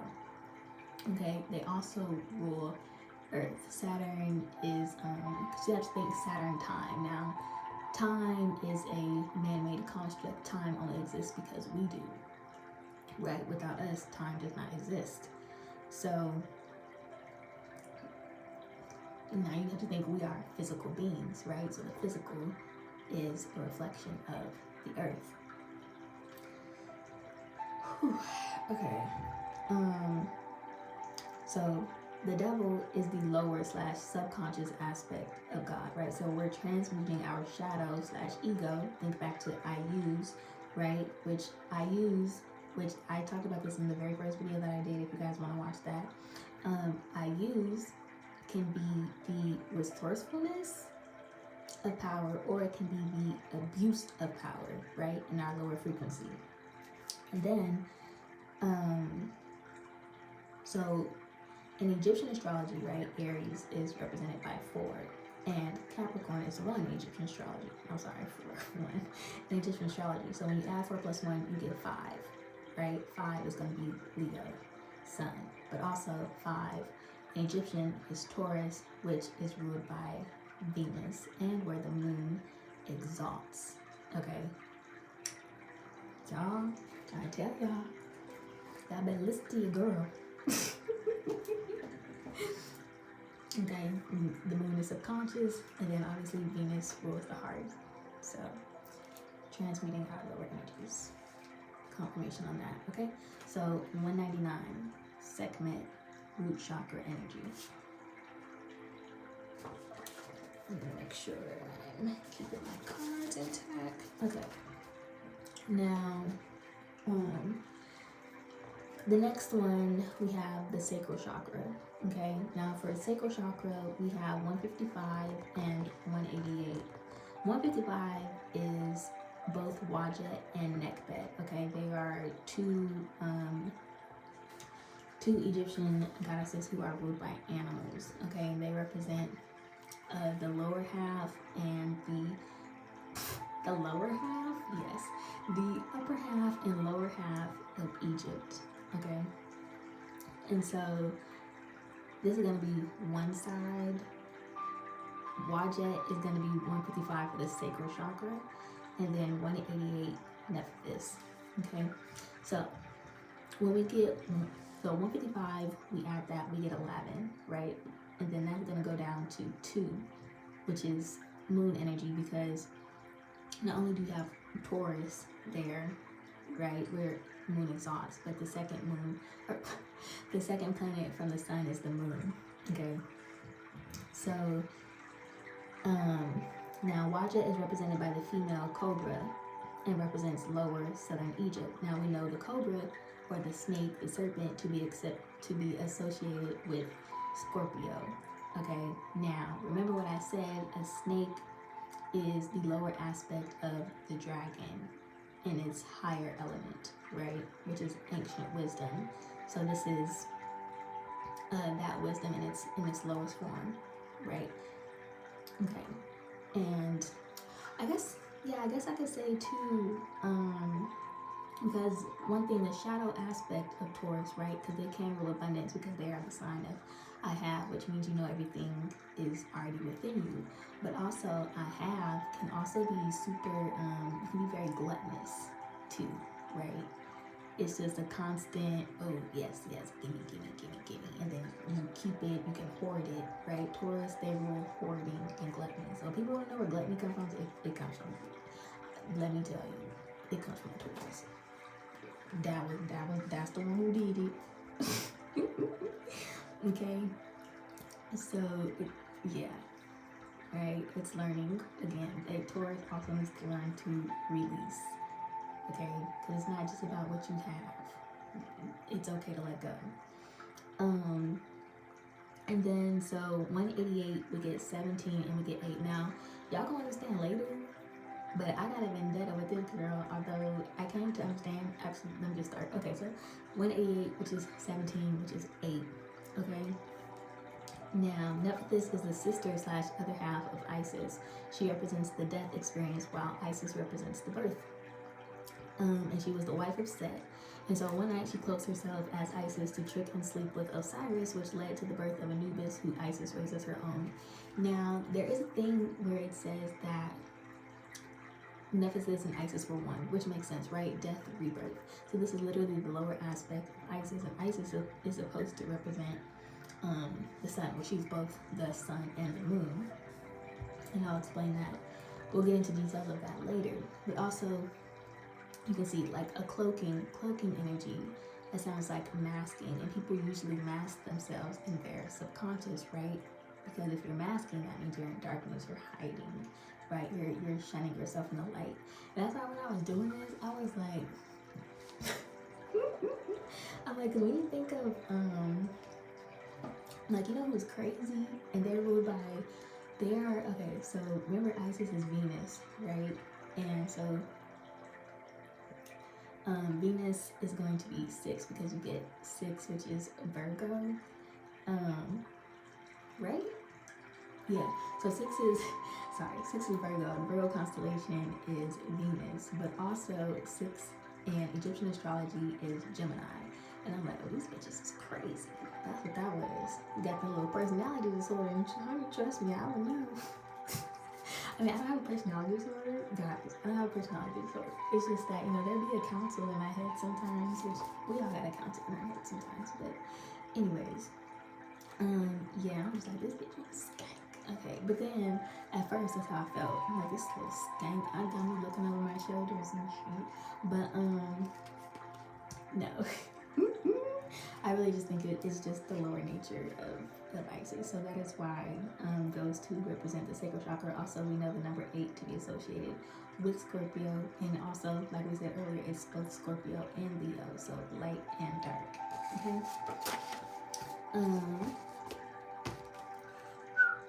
Now, this is so funny. Oh my gosh, my spirit guides are showing out. So, OMG, 3D.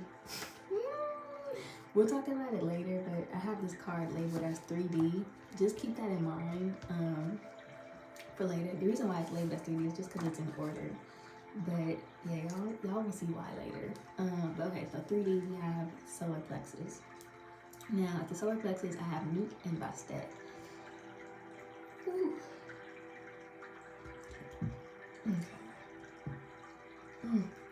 So let me explain why. Okay, so 122 is going to be Newt. Okay, so 122 you get 5, right? Which is the sun and also the throat, which is blue. The throat chakra is blue. Okay, so Newt personifies the sky and its stars, carried by her husband Jeb, representing the earth. In ancient Egyptian religion, in the beginning, there was only the sky of darkness facing an infinite ocean until the first form of life, a tomb linked with the sun. The only thing separating solar plexus from the heart, or from the throat, is the heart chakra, which is the bridge, correct? And throat is ruled by air and earth. Words from creation. Because remember, before you have creation, you have thought. Hold on, why did I said air and earth because, oh yeah, because throat. right? So ruler of the throat is Virgo and Gemini, which is air and earth. Because Mercury exalts in the mercurial sign, and those are the two mercurials. So, hopefully y'all were able to put two and two together by what I just said. Okay. And then also, if it helps too, within 122, you have the number 3. Third planet from the sun is Earth, so that reminds you of Jeb. And then also, the third chakra is the solar plexus. Now, 166 is Bastet, okay? So 166, you get 13, but also 4. Now, so that's moon and sun energy, because so 4 is Cancer, right? In Western astrology. And 13, we think of, oh my gosh, 13 lunar cycles, right? 13 lunar cycles a year. But also, 13 is a degree that Aries rules. And 4 is Aries in Egyptian astrology. Also, think April, which I realize they just go by the months. It's literally just by the months. That's like the easiest way to remember, is just thinking by the months. Is how you'll remember like what sign is what in Egyptian astrology. Like, and it's so funny because basically in Western astrology they're off by 3, which I think is so funny. Like, it's literally, it went backwards. Like, yeah, it went backwards by 3. Isn't that so funny? And 3 is not for no reason. But anyways, 3D. Y'all get it? 3D? Okay. We'll talk about it later too, but okay.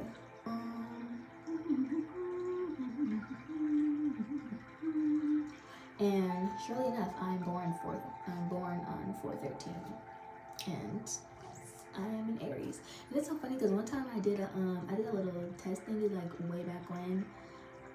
It's supposed to find like your true zodiac sign, and they were like, your true zodiac sign is a Cancer, and I was like, absolutely not. But honestly, yes, it's actually true. Y'all might be piecing the pieces together already on your own by now, but I'm still gonna do a part 2 because I'm not gonna lie, they outed me a few times throughout this. I was writing my cards, and yeah, it's coming up, the big one's coming up. But okay, so anyways, Bastet, right? 13/4, moon and sun, Cancer and Aries. So the moon is the sun of the night, right? Which is why, like I said, I have Cancer at, oh my gosh, y'all.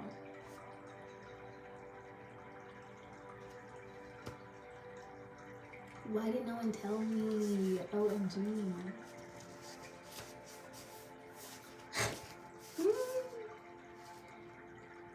Oh my gosh, y'all.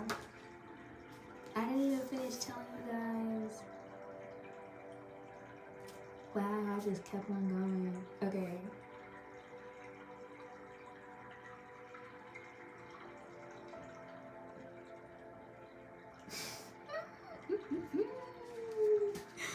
Okay, I explained the root chakra already, but okay, so at the sacral chakra, I have Taurus and Scorpio. So Taurus is the sign of I have, and Scorpio is the sign of I desire. Okay, so that's going to be moon energy, which represents creativity and abundance.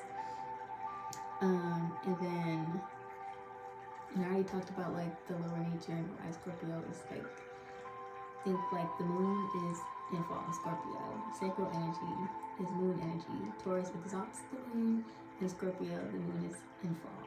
Okay, so that's why I have that there. Okay, and then solar plexus, I have Leo, I will, and Cancer, I feel, because the solar plexus rules the soul and expression. You can't express anything without feeling anything, right?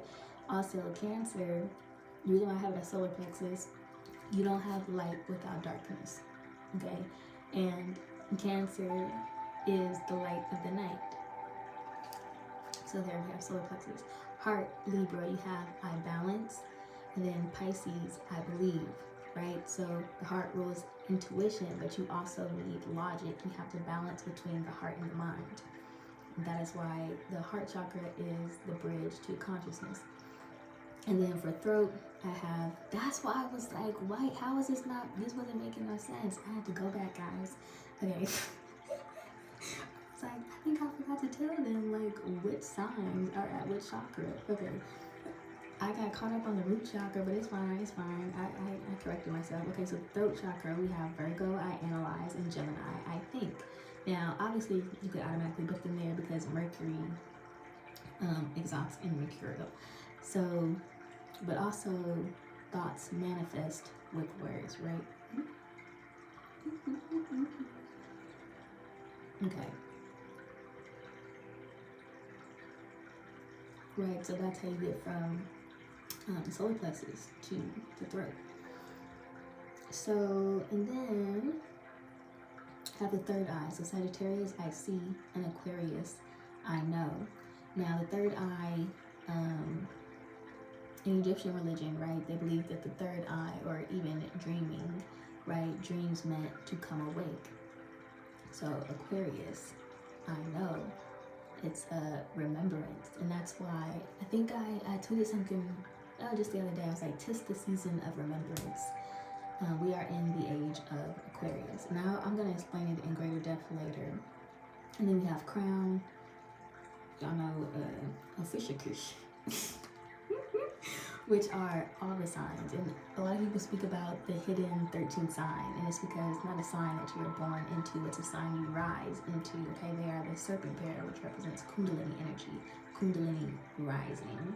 Okay, that's not something you just attain by birth. So anyways, okay. So hopefully if you need to go back to the ones that I missed on accident. Okay, so back to Bastet, right? Yeah, because I didn't fully go through her. Yeah, okay. I'm so sorry. Okay. Okay. So yes, Bastet, 166, 13, 4, moon, sun, energy, Cancer, and Aries, right? Okay, so the moon is the sun of the night. Okay, so she was a cat-headed goddess who defends the sun god Re as he navigates the underworld, because the world is flat. Because the world is flat, as they believed in Egyptian religion. So, hey, for all my flat earthers, I guess you were right. Because the world is flat. Oh, actually, no, it actually came up to later on, and I was like, oh, yeah, that thing is flat for sure. I ain't never been a conspiracy theory that I really cared, to be honest. Like, it's not like I ever really cared if it was flat or round. But it's actually somewhat simpler. Like, there's a lot of arguments about it, but it's you'll see, but it's really simple to understand. Okay, so because the world is flat each night, Ray carried the sun from west to east to illuminate the world. He gets attacked by evil giant serpent, a pet, and Bastet fights each night against the pet so the world will not be deprived of the sun for eternity. Now, okay, so remember the serpent, and even think about even in I told you guys in the Bible, so Adam and Eve, right? The serpent was the one who, and even the devil tempted Jesus too. The devil tempted Jesus, but also, which 13, hello. So the devil tempted Jesus, but he also tempted them in the garden, which led to the fall of consciousness, okay? And so, to me, this represents, it is also kind of, how do I want to say this? Yeah, so it is fighting our desires, once again. Moon, subconscious, sun, conscious energy, right? So battling with your shadow side so that your light can shine. Alright, girl. I gotta have faith in myself. I gotta have faith in myself. Okay. Now, the heart chakra, we have 133, okay? Which is going to be Mayat. goddess of truth, justice, balance, and order. Now, ding, ding, ding, because that is what the heart is all about. I told you guys we have Libra there. 137, when you add it, you get the number 7. There are 7 principles of Mayat. Libra is a sign of justice and balance, ruled by Venus. There's also 42 laws of Mayat, which gives you 6, right? Again, we get Virgo, which is a constellation of Venus, but also 6 planets from the sun is Saturn, which is natural law, order, and karmic justice, where Libra exalts. Okay, so that's the heart chakra. Throat chakra, which I wish I'll help assist the action.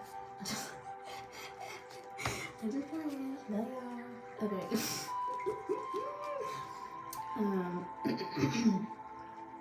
So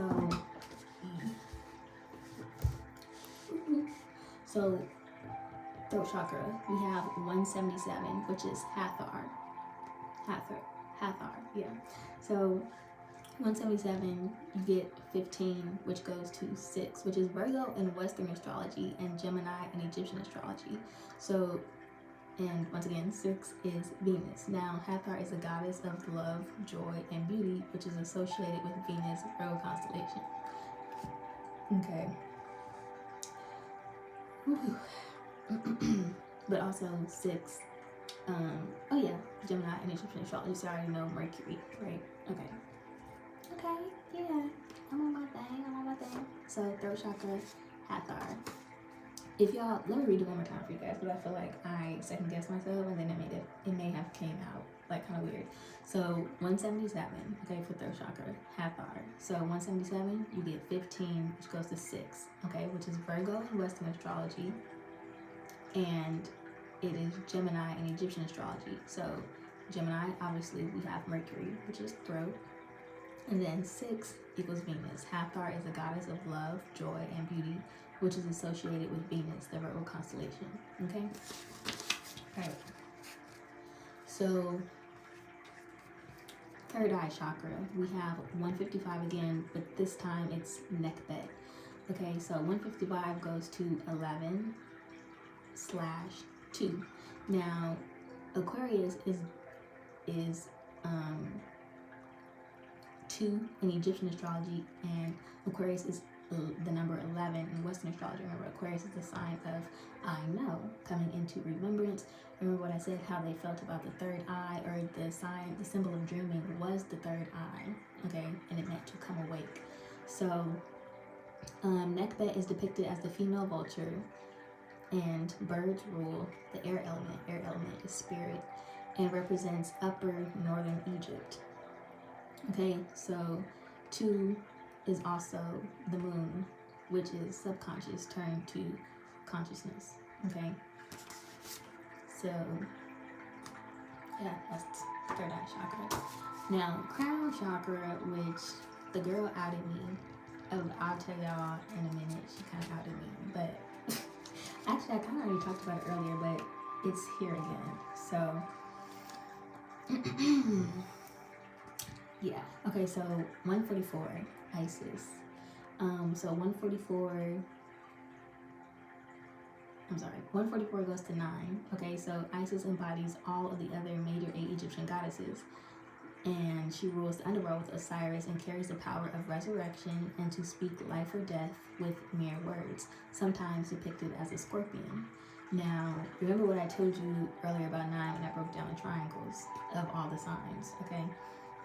Now, before she could resurrect Osiris, Set cut him into 14 pieces and hid them all over Egypt. Isis, Nephthys, and Anubis went to search for them, but only found 13. And the 14th, which this part was so funny, I'm sorry, when I saw it, I cracked up. The 14th piece, which was his penis, got ate by a fish, so he was only resurrected with 13 pieces. Now think, okay, so the penis is cut off. And we know that this is kind of like the balancing of yin and yang energy. We know that it is not necessarily dependent on like a man, right? And remember when the whole thing of God is a woman? Well, I mean, think like you can't get nowhere without the womb.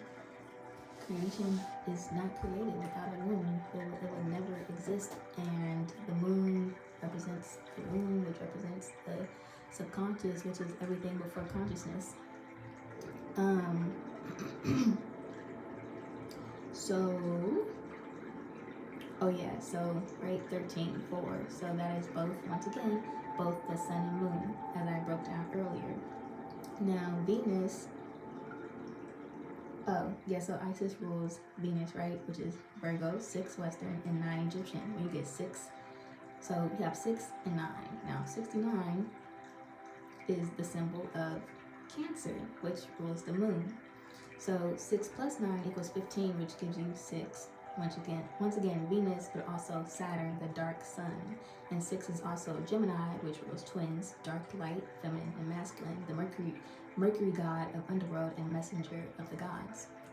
Now, the reason why I said they outed me on this one is because at the top, I don't even know if y'all can see, so at the top, you'll see I labeled this card 3H. Just because that's the order that I was in, right?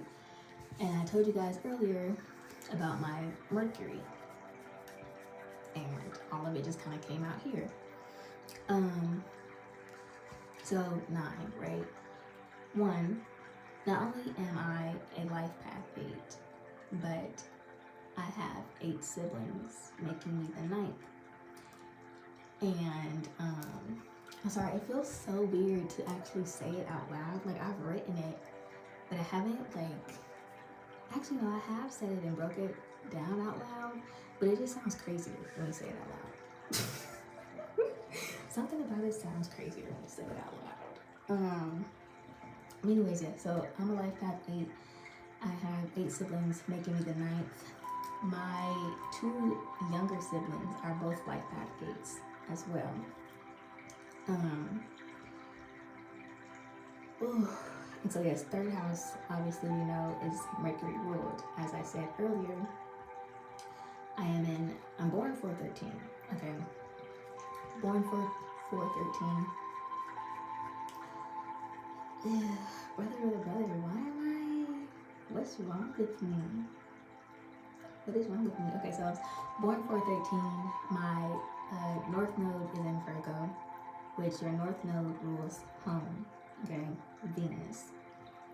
I'm also a Venusian in my progress chart, Taurus Sun, Libra Moon, Capricorn Rising.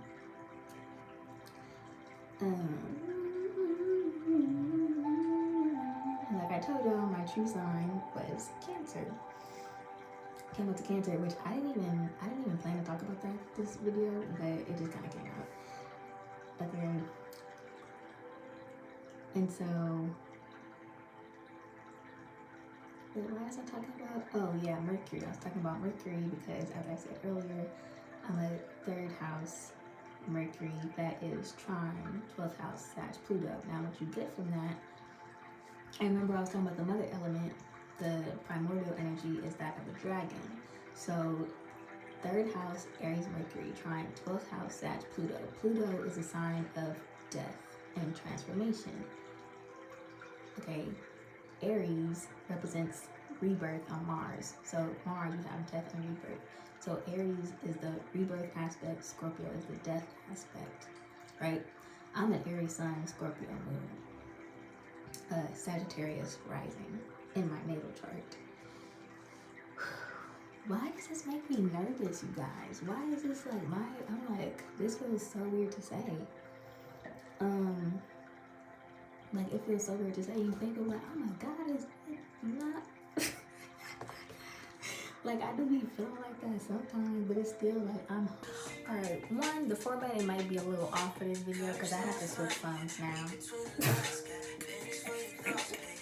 But yeah, like I was saying, like, most people would be like, oh yeah, but like, and yes, I do have my moments where like I embody that, but like saying it out loud, I don't just go around like telling people that, you know what I mean? I just, my energy just speaks for itself, and I'm humbled by it. Like, when I first found out, I broke down in tears. But anyways, I'll go into more detail later. But as I was saying, So dragon, primordial mother, right? Now, so my Mercury, third house, Aries Mercury, 3 solar plexus, Aries, Sun, trine, Sag, Pluto, right? 3 through 3, which is going to give you 9, but also that is a fire trine. Dragons breathe what? They breathe fire.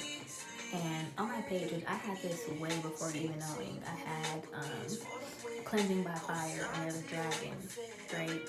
And that's why I say I felt like a passenger my whole life, because I would say things and I would feel this overwhelming amount of power, but didn't exactly know where my confidence came from. If that makes sense. Like, I'm speaking with conviction, like this is really how I feel. But like at the same time, like why am I this intense? You know, there's this intensity that you can't really speak for or understand. But yeah. Anyways, and the significance that I was saying of Capricorn rising is because once Capricorn is in the first house, which is the sun, that means the devil energy has risen. It's in the first house.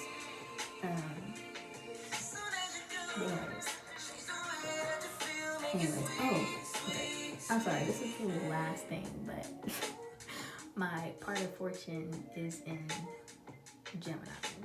Okay. And that's the last thing I'm saying. That's it. But once again, Gemini is 6. 6 in the Western is Venus. Okay. Anywho, that's crown chakra. Okay. Crown chakra. Energy. So Isis is crown chakra. Now, and I need to move this along actually, like for real this time, because bro, I don't need no more reasons for things to start stopping from me. Because when I tell you, I really feel like they're like, you are not getting this. Oh, I'm getting this message out. This message is getting out. There, I used to think people was crazy. I'm like, they're attacking me. They're like, it's all in the mind. It's all in the mind. Don't give them power. It's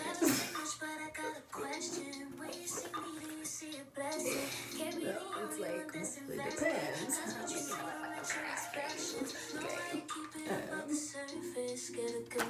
Okay, I'm gonna move into talking about the 888 portal now. So the energy surrounding the 888 portal, but before that,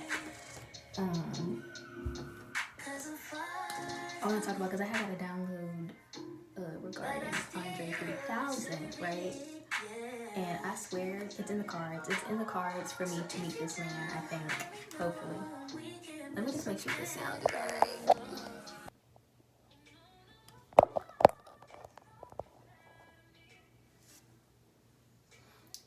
Anyways, y'all see how I just had the notion to check the sound? That was nothing but God.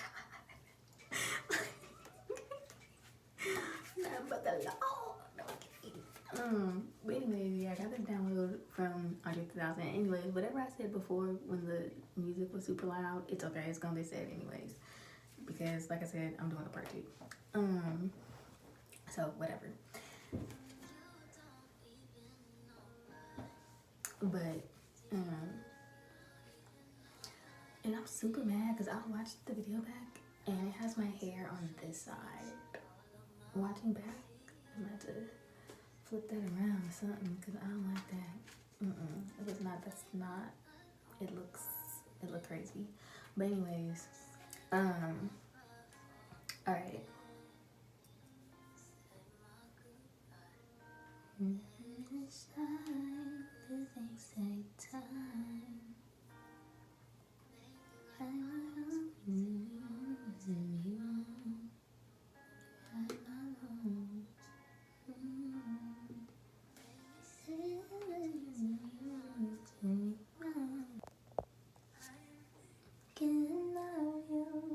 Why are they playing? This is why I was listening to just water, because I'm gonna want to sing.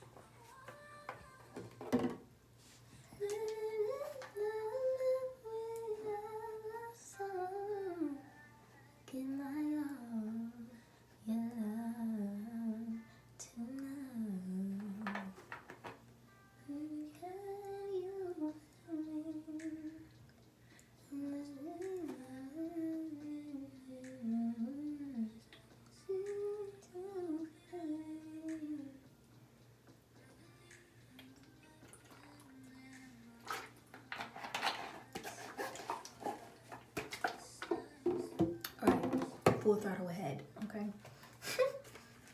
Okay, so actually it was, and I'm not gonna put nobody on blast. Usually I do include, if I find someone's tweet and it sparks something in me, I usually do include it just because I like to give credit where credit is due. However, I know that she's, I don't want to say like introvert, but kind of introvert. So I just want to respect her privacy. But so, yeah, one of my mutuals on Twitter had posted a lyric from Outkast, right? The artist storytelling part 2. And so I then went to go listen to this song. And this, I am going to break down the numerology for this particular day. But anyways, so I went to go listen to it, and I'm like, ooh. My goodness. And then I was led to the fact like, oh, he's dropping his album, New Blue Sun, on the 17th, right? Very significant date, which we'll get into. So yeah, see this here. And then, alright, so then I was sparked because I'm like, oh, my screenshot just happens to be at 221. Remember what I said about 221 or 122, Newt, right? And the third chakra and the sun, which is blue. Okay. So, okay. So yeah, I mean, you guys can see from here, but like, I guess I should tell y'all, right? Okay, so anyways, yeah, so New Blue Sun. So I kind of already broke that down, right?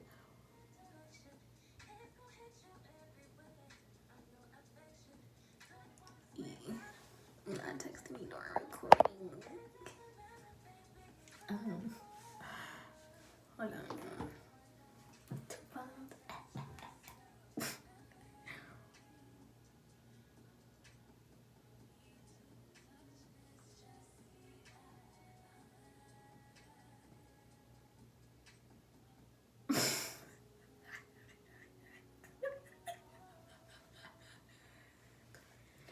Okay.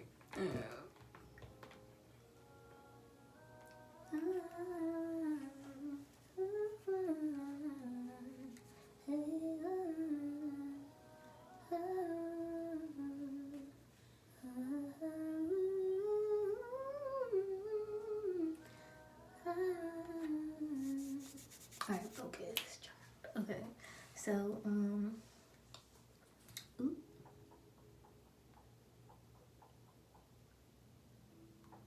okay, I'm actually need to pull my computer up here for this, child. Okay, so in here, like, I'm pretty much just going off, right? I'm like, okay, so P-Bop screenshot, right, just happens to be at 221, and remember what I said about the 122 synchronicity, which is the 5th chakra, the throat chakra, which is blue, but also the sun, Leo. Okay, so first album in 17 years, and also remember 5, 5, Taurus, Venus, okay? In 17 years, remember, 17, 8. Now, actually, let me stay focused, okay? It still excites me, okay? Okay, the sun, right? First album in 17 years, 2023, 7, which is the crown chakra. But something I didn't say is 7, the 7th, oh my gosh, the 7th planet from the sun is Uranus, which is what? Aquarius, bro. And I'm like, Aquaman, the fact that I got this download on this particular day, which, what day was it again? Shoot, hold on. Ooh. Oh yeah, it was the 15th. It was the 15th, which is 6, which is Gemini, bro. And then it was in the 11th month, which is Scorpio. It's Scorpio in Egyptian astrology, but in it is Aquarius in Western astrology. That was bruh. Like bruh. And then you see 7:11 p.m. when I said, and on a Friday, but he dropped it on a Venus day, bro. Venus, right? Okay, but I gotta go back that because y'all probably don't even know what the hell I'm talking about right now. Okay, but I did say, okay, so 17, which is 8. Remember, going back to 8 and the primordial mother energy, okay? And so, yeah, I just got really excited. And then I was like, we had a red sun.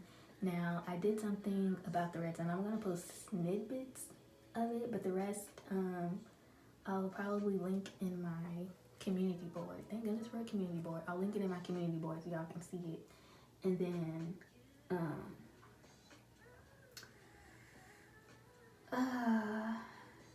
yes, so red and blue equals purple, which is the crown chakra, okay? And then I went over, because remember I told y'all I had this download, like, back when, and I said, good music still exists, you just have to actually look for it. I will say though, spiritually gifted artists, singers, musicians, etc.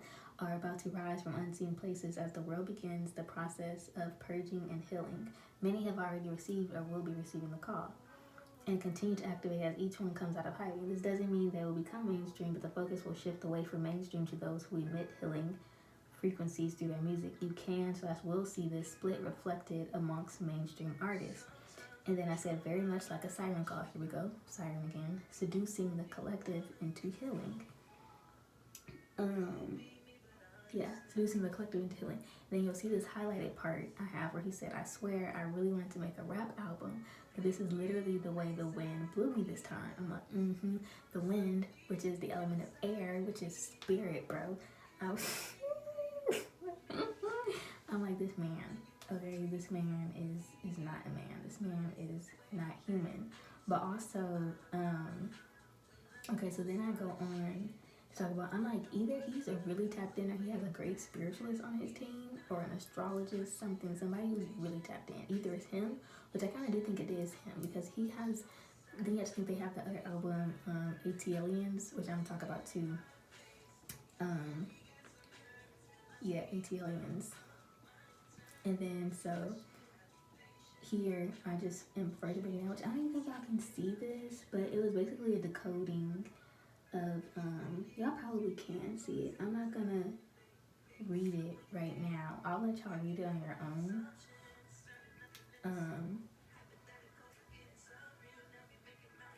Okay, so another thing is he used an assortment of flutes, right? And flutes are known for hypnotizing snakes, right?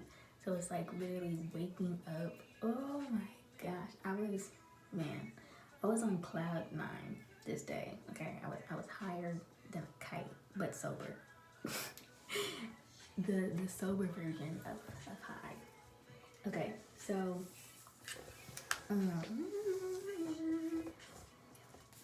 now I'm going to take this time because then it's got me to thinking about as I was channeling for this message, which I hadn't thought about before. But then, and honestly, I don't even know how I came to this anymore. Because I was like, so we're going from the 3D to 5D. Oh, yes. Because 3, solar plexus, right? And 5, which is the sun, but the 5th dimension. Now, the 5th planet from the sun is Jupiter, which is spirit element, right? Am I supposed to talk about that now? Oh yeah. Let's see. This is my next.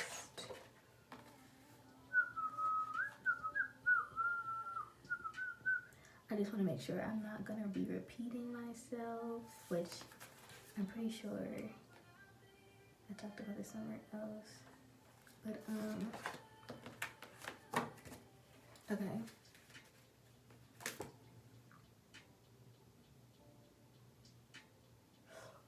Actually, but before I talk about this, I don't know if anyone else watched Leave the World Behind, right? I watched it for funsies, and there was a couple things that were on there, and one thing I realized, because you have to realize everything works on codes, operates on codes, even what people call the elites. They have code languages, right, that they speak. And in this particular movie, when the channels went out, and they were flipping through channels, right, and they're like, oh, none of the channels work, and then they stopped on the channel, and the channel was blue, and the channel number was 122. Okay, it was 122. And I'm like, hey, like I know that code. Like, so when I seen it, I was like, oh. So at this point, I'm like, okay, let me pay attention. Let me pay attention to what's going on. So I'm watching it, and I'm like, okay.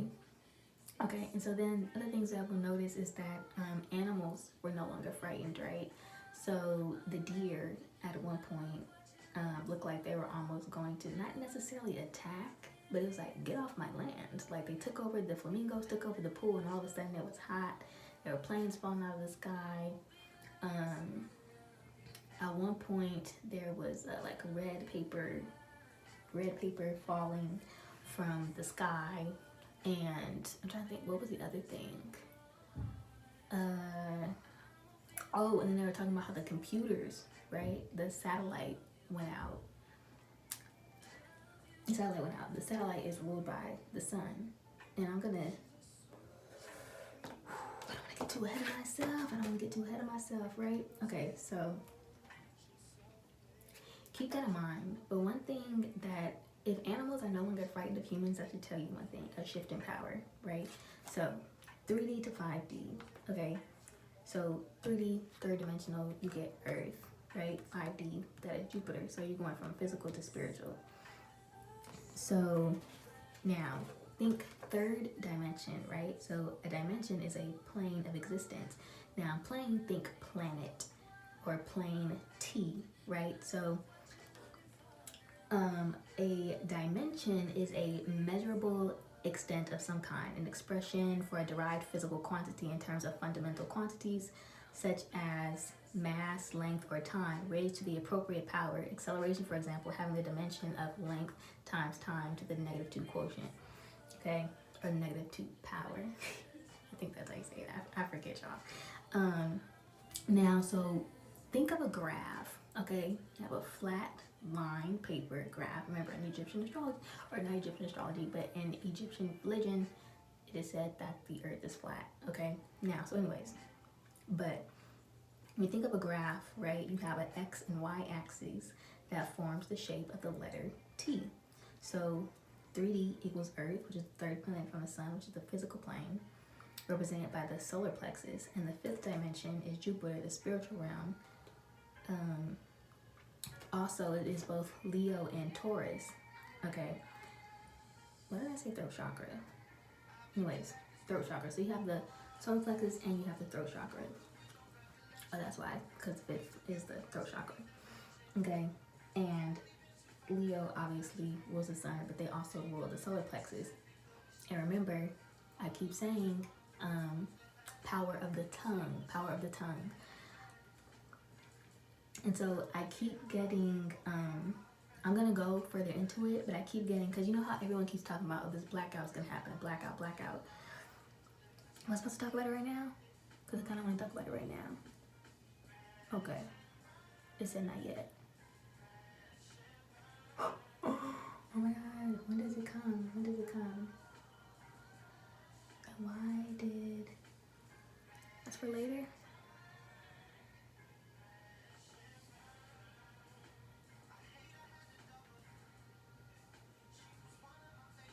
No, I'm so confused right now. I'm so sorry.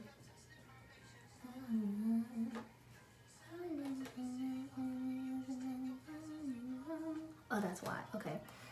Yep, anyways, I keep getting the message that this blackout is not going to be caused by what people think. Everyone keeps saying, oh, they're causing it. No, this blackout is going to be caused by you. You and me.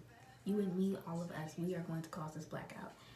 Okay, it is our power, as our power rises, okay, it is essentially, because remember they were trying to say that the satellites got hacked, like it kept saying, oh, were the satellites hacked, and so I'm thinking, hold on, no, the Matrix got hacked, okay, now Matrix, remember, Matrix, Mater,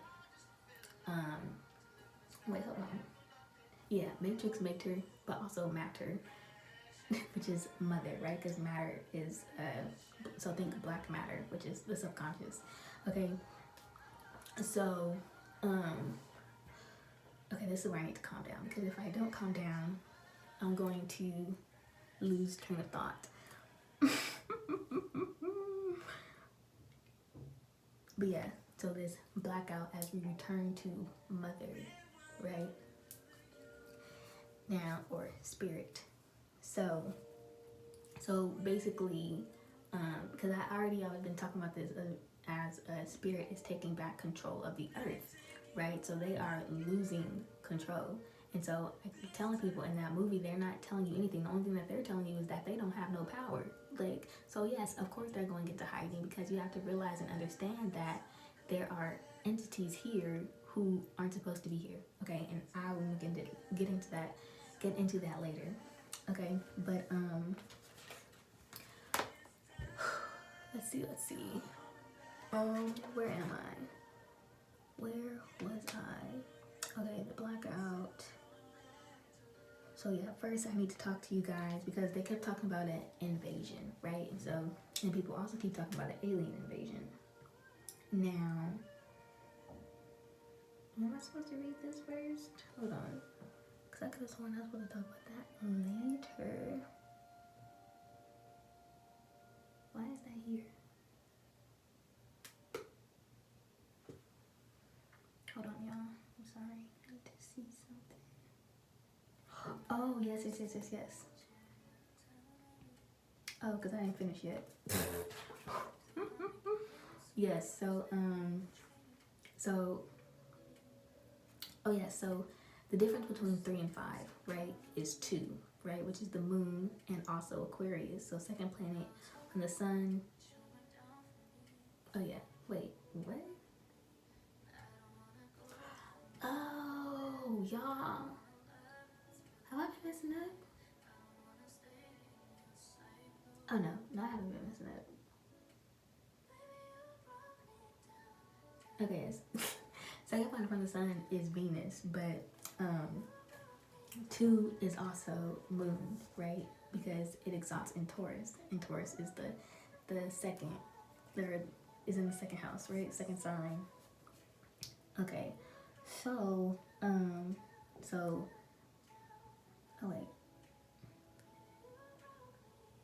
Oh yeah, and so Jupiter, right, is the sun and the spirit before they are the sun in the flesh. I think I talk about this somewhere else too. I'll put it in the community board because I'm trying to get through this. I don't feel like going into detail right now. So then you have 3 plus 5, right, equals, oh, I'm gonna have to talk about it anyways. Never mind, we are gonna talk about it. So then, but 3 plus 5 equals 8, right, which is the sacral / subconscious. Now, do I talk about this right here? Okay, I guess so. Okay, and then also, so power of the tongue, right? And then so 8 plus 2 equals 10/1, which is Capricorn, devil / root chakra, transmuting darkness to lightness once again. Now, I'm gonna reference this tweet. I was talking to my dad one day, and we'll get into the why. Oh, I forgot something for later. I can go back to that. Anyways, I'll go into the why in part 2. But anyway, so I was talking to my dad, and in this text it says, because I'm explaining to him the I am, because basically we're talking about his last name, and I decoded his last name just randomly while I was driving one day, and he happened, because my dad is a minister, and so he happened to be getting ready or preparing to preach on the I am that Sunday. And like I said, I just be tapped in, and I just sent it to him. Like, it just happened to come into my mind, and then I sent it to him. And then he was like, you know what's funny? He was like, don't be spooked. I'm like, I'm not. In my head, I didn't say it out loud, but I'm like, I'm not spooked. Trust me. So anyways, I said, I am equals all, including the stars. So God was simply spirit equals sky equals space equals subconscious. So if God is the father of Jesus and Jesus is God in the flesh, then he was made from the subconscious and the stars to a physical being, which is consciousness, because sub means to be hidden underneath. So remember, in the beginning was the Word, and the Word was with God, and the Word was God. Words equals conscious thought, or thought and consciousness. Jesus said, I am the way and the truth and the light. Oh my gosh, why can I not see, bro? Oh yes, and the life. So way equals map. Now remember, I said he's created from the stars, which means stars act as a guide. They are. Remember when I said earlier they are the birth chart is a map. Okay, so but our maps are individual to us, and they create a larger map. So way equals map. Truth equals God. Life equals consciousness, because Jesus was the physical creation of God, from the spirit to the physical. Jesus said, and he that sent me is with me. The Father hath not left me alone, for I do always those things that please him. The etymology of Jesus is Yah is us.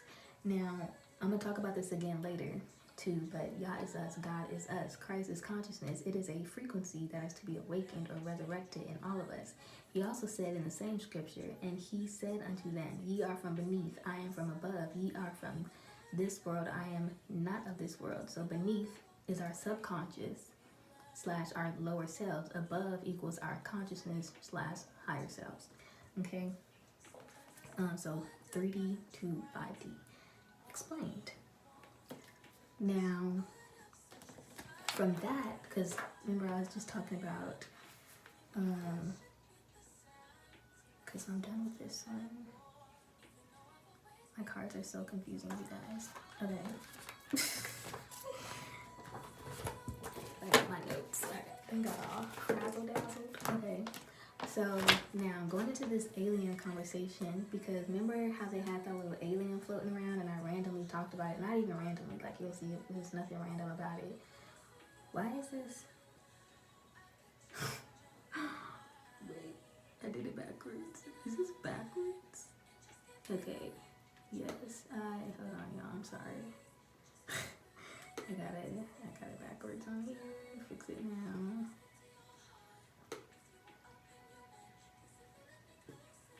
Okay, so the little ET thing was floating around, right? And I had a dream in June about sirens entering through portals. Now, I didn't tell people that I was one of these sirens, right? It was me, and before this, there was a ceremony, right? And this place, it was beautiful, and it was high up. Okay, like when you looked out, all you could see was like water, right? And it was everyone was so beautiful there too. Like I was like, sheesh, like they were gorgeous. Okay, and I'm like, that was Venus. I was on Venus. Had to be. And anyway, so we entered through this portal, and so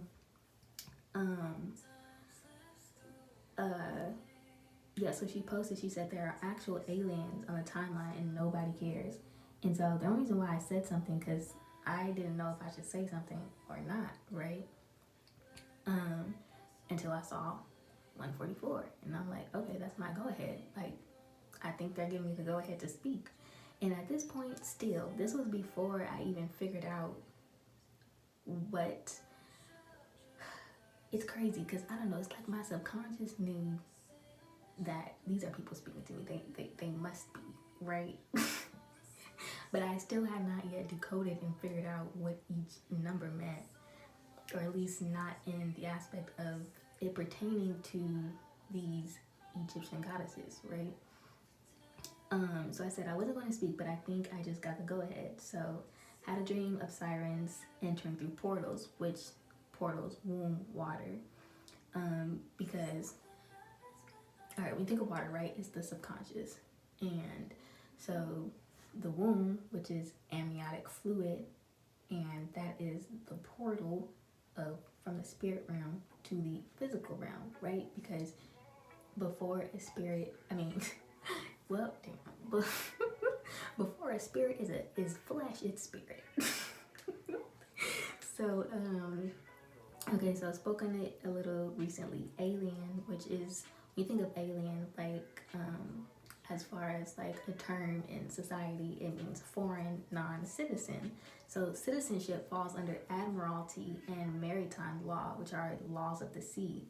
So when thinking about the earth And the firmament in outer space, the only way to get to the land is through the water, as above, so below. Outer space or negative space, dark matter, is representative of the subconscious, or once again, maternal waters and the womb. Think mothership, motherboard, trending movies and themes, right? So, I don't know. Oh, wait, hold on. Oh, so then I guess, I don't know, like things were still coming to me because I remember, so then I started to think, like, I started writing in my notes. I was like, oh, human. So human came to mind. And I was like, oh, hue. So hue is a color or shade.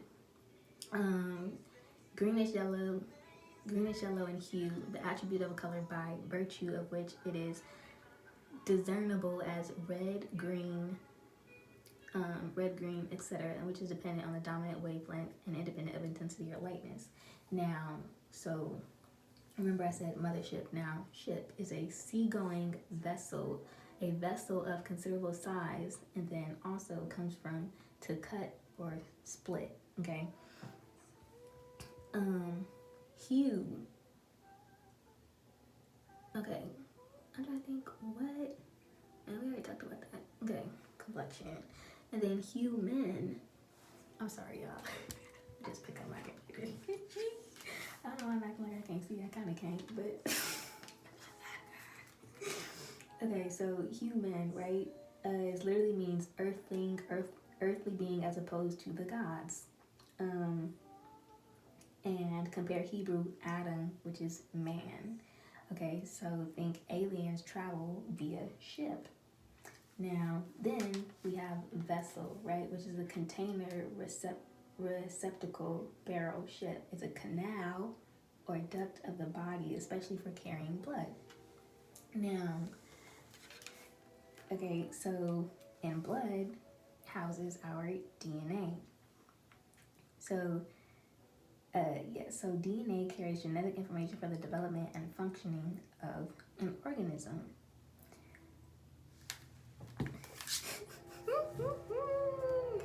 Okay, and then I think this just goes on to talk about, oh yeah, I pretty much just, I'll leave that up there for y'all for you guys to view. Anyways, aliens explained, or the term alien explained, okay? Like, aliens are real, but they're not what you think they are.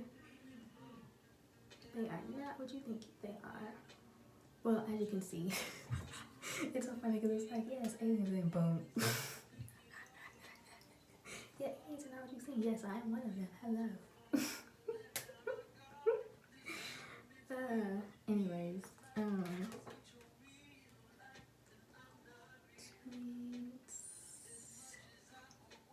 okay, so yeah, alien invasion. Basically, what I was saying, because remember I was talking about how this blackout was going to be caused by us, right? A mass awakening. And so then I was reminded of the baptism. Now, I've been baptized before. I got baptized when I was 14, like right after my birthday. I decided to do it. Got baptized at 14. Have spoken in tongues before, and a lot of people call it,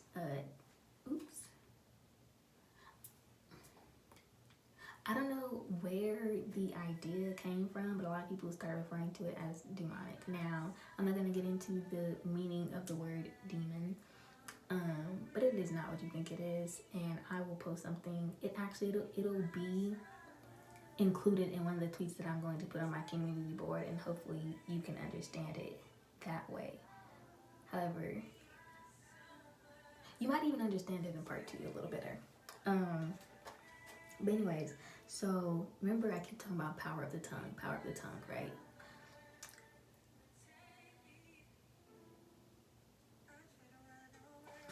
Hold on, y'all.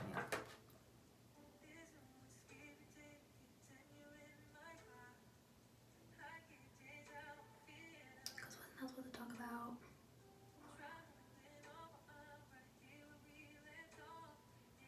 Hold on, y'all. I'm sorry. Okay, yes. So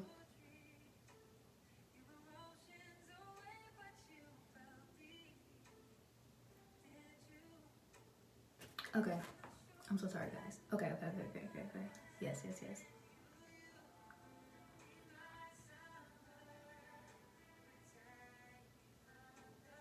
Okay. I'm sorry. Okay, so yes. So let me explain the ritual of the baptism, right? So when you're baptized, you're dunked into the water, right? Now, water represents the womb of God, or the life force, or your subconscious, right? Which is memory. And then you are risen into spirit with consciousness with the evidence of speaking in tongues.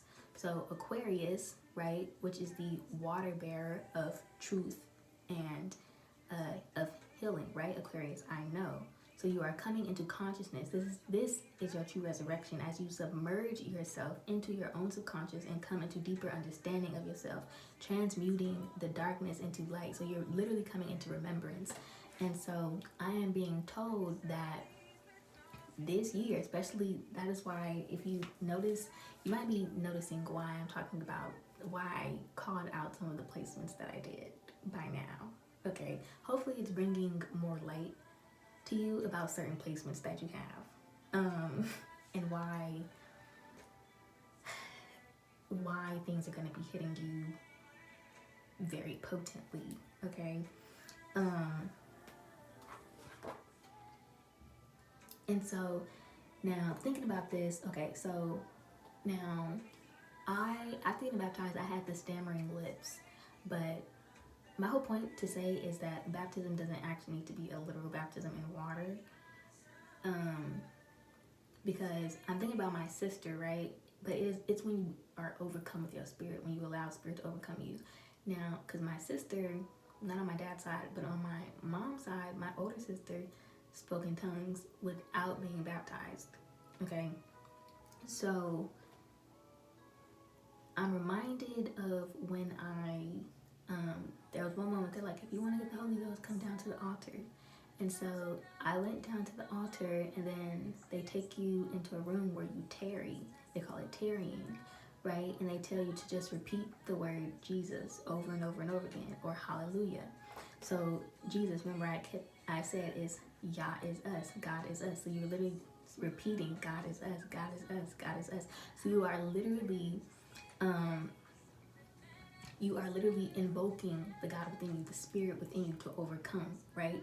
So when people say, oh, they're being possessed, yeah, they are by spirit, okay? So, and so hallelujah is, it means praise you God. Now praise, when you give someone a compliment, it is to lift up, right? So your spirit is rising. So the God in you is literally rising. And so I'm going to say one thing, because a lot of people come for Christians and they might not know everything, but one thing they do understand is spirit. One thing they do understand is the energy that words carry. Okay, they understand symbolism. They might not understand everything, and they might take something literal, but do not count them out. Okay, don't count nobody out. Okay, because you're gonna need everybody. Okay, and I'm gonna get into that later too. But so when I was thinking about this, I was thinking about, I had an astral travel to what I perceived to be the Light Council. Like, I don't know how long ago it was. It might have been 2 years ago or so. And I was on this foreign planet. And at the time, I didn't know what to think of it. I just know I was there. It was really dark. But there were these beings, right, holding a council. And they were really big, like large. You couldn't really see their faces. They did have like animal like, a lot of them kind of had these animal like, I don't even want to call it a mask, but all I just know is they didn't have no human faces, okay? And so I remember as they spoke, like there were these very deep, low frequencies as they were speaking, right? But they were not speaking English. They were not speaking English. It sounded ancient. But I'm like, you know what else sounds very ancient? When people speak in tongues, okay? And I don't know how or when, because I'm like, but I know that I can interpret it. Okay, I know that I can interpret it. But anyways, yeah. So this astral travel reminded me of that, and I remember, during that astral travel, we were preparing for war. Like I remember we walked, and then let me also add, the only light on this planet was them. Okay, so the reason why I'm saying this is that we're talking about this blackout, but the light is literally you. Okay, we are the light of the world, and so, oh, what was I about to say? Oh yeah, so we were, man, we were preparing for battle. Okay, like we were lined up. Everybody was like, so we had the little meeting or whatever council. Mind you, I didn't speak. I didn't say anything. Like I didn't know where I was at. Like in my head, like when I was there, I was like, where am I? I was like, I don't know where I'm at, but shit is serious. Like, oh, it's serious. Like this is, they about that business.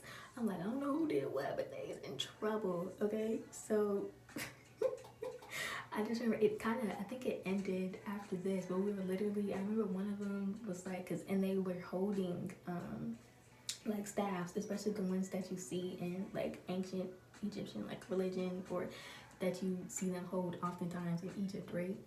The pharaohs and things holding these long staffs. And so, and they were like lined up looking like they were ready to go to war. Now, I'm gonna explain that more too, because I don't think people understood me. They definitely didn't understand. No one understood it. But so anyways, I think after that my dream ended. Like we didn't actually, did we end up actually fighting? I don't think so. We were just ready. Like we were ready to fight. Oh, so then here's this tweet. Yes, I'm supposed to talk about this afterwards. Okay, so then, because I tweeted this on the 26th, 6/26. This was a Monday. I get a lot of information on Mondays too, and it was also an 8-day. Okay, and I said, why is everyone so afraid to admit they desire power as if we don't literally generate electricity? Okay, solar energy, soli, lunar. So you think soul, sun, which is yourself. Lunar, moon, emotions, also your subconscious, right? So you are emoting. Okay, energy, your force of expression, energy, inner God. The key is not letting power overpower you, right? It is not allowing your desires. Remember, desire is included in there.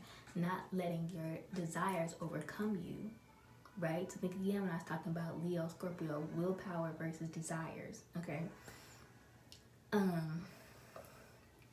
Y'all.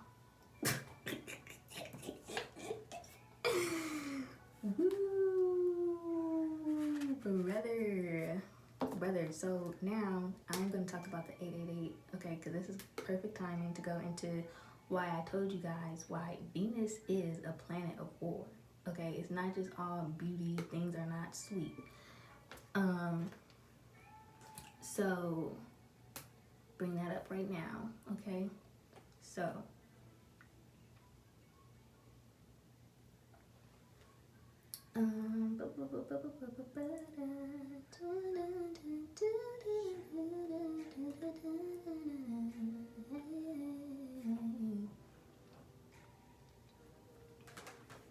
Okay, so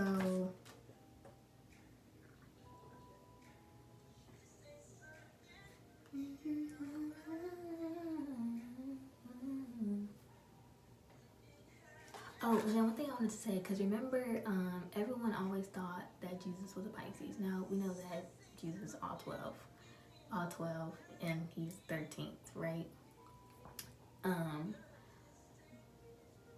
But me, I automatically associate, because I remember her name was Chavi something on here, and I remember her talking about, or she was going back to that scripture, and she was talking about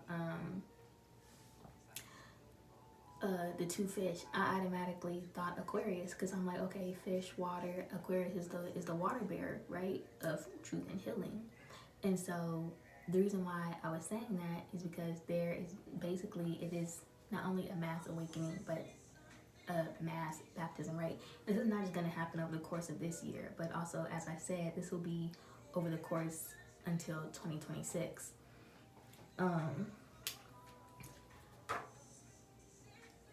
Yeah, 2026. Okay. Okay. Where we at?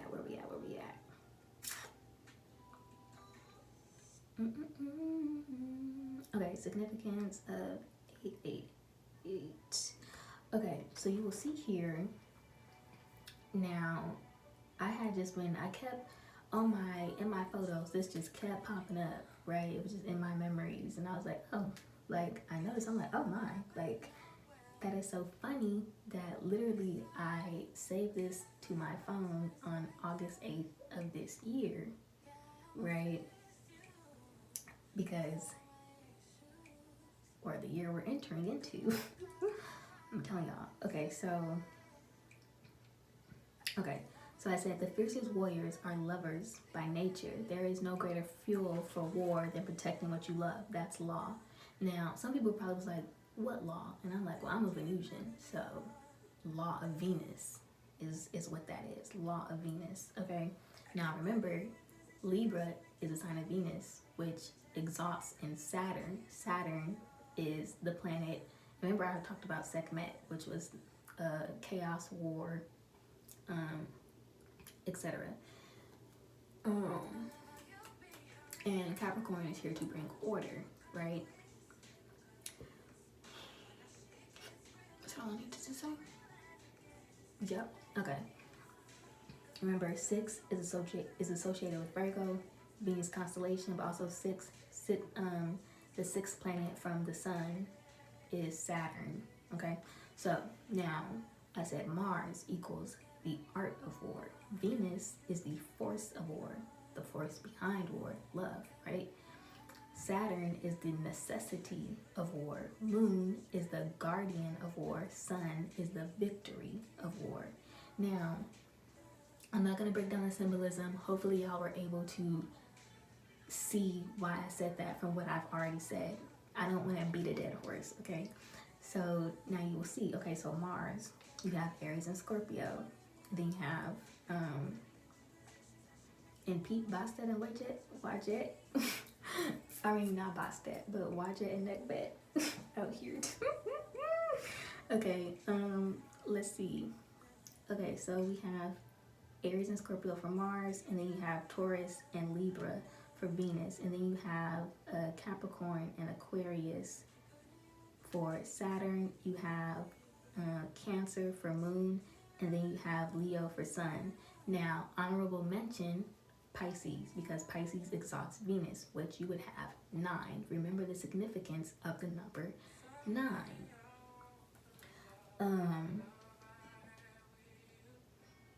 Okay, so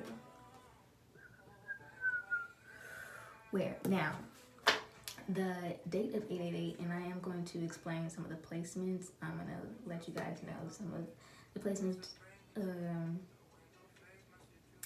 Obviously I can't see all the transits, but I can see some of the things. And yeah. Okay, so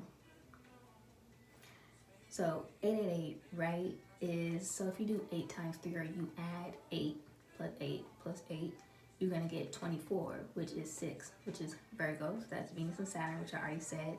And then, oops. Wait, didn't I? Hold up. Oh yeah, but also if you do 8 to the 3rd power, you get 512, which is going to equal 8. Okay, now that that's both Scorpio and Leo. Remember what I said. So duality, okay? Now, 8 plus 6, right? So I'm just adding what I got. 8 plus 6 equals 14, which equals 5, which is both, well, that is both, well, it's a lot of things. 5 is the throat chakra. It is the sun. It is Taurus, which is Venus, but it's also the moon. And then the fifth planet is Jupiter. So once again, spirit, right? Okay, and then so 8 times 6, you get 48, which is 3. Once again, that is the solar plexus, but it is also the earth. Now, earth also translates to heart, right? If you scramble the letters up, it is heart. And earth is also the womb, right? And I'm going to get into it some more, but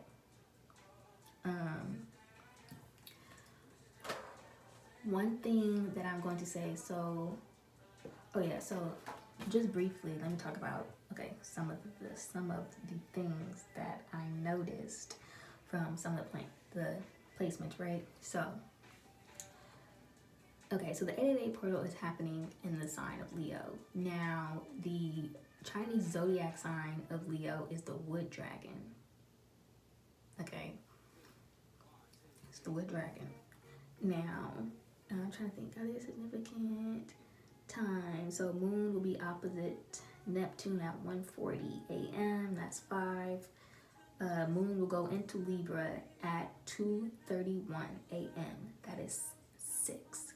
Remember, Venus and Saturn. And then moon will be trine Pluto at 3:32 a.m. That is 8. Transformation. So,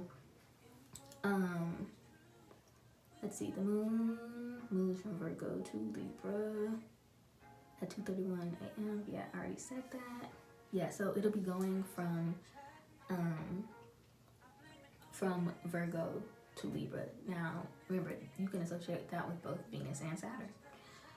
And then the moon in Virgo will be opposite Neptune, Pisces, and then moon in Libra will be trine Pluto in Aquarius. And that's happening at 3:32 a.m. So literally, that is a mass awakening, okay? So what I'm telling people is there are going to be, a lot is going to be resurfacing. There is going to be a lot of people, not everyone is going to be prepared for what is to come, meaning people are going to go crazy, okay? Now, remember how I said there is no order without chaos. You cannot avoid chaos, okay? You can't avoid it. There is no getting around it because everything that is hidden beneath the surface is coming to the surface so that it can be corrected. You can't correct things that are hidden. And the womb of the earth is literally purging itself, okay? So now as people are coming into remembrance, now think people are going to be remembering their past lives, which means they're going to be remembering vendettas they have. And even I don't want to be insensitive to the war in Israel, because I try not to speak too much, but I do break down the symbology behind that because it is very real for people, okay? But it is also very telling because they're like, that's not the Israel in the Bible. But you have to remember, words hold energy, right? They hold energy. And the land, so that land carries the energy of the name, right? So,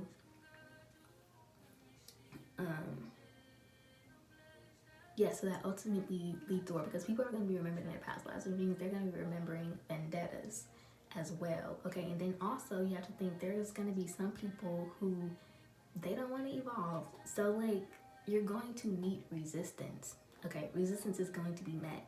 This is what I'm trying to prepare people for. We're not fear-mongering over here, though, okay? We're not fear-mongering. You are powerful beyond measure. We're not doing that. I speak strength and power only.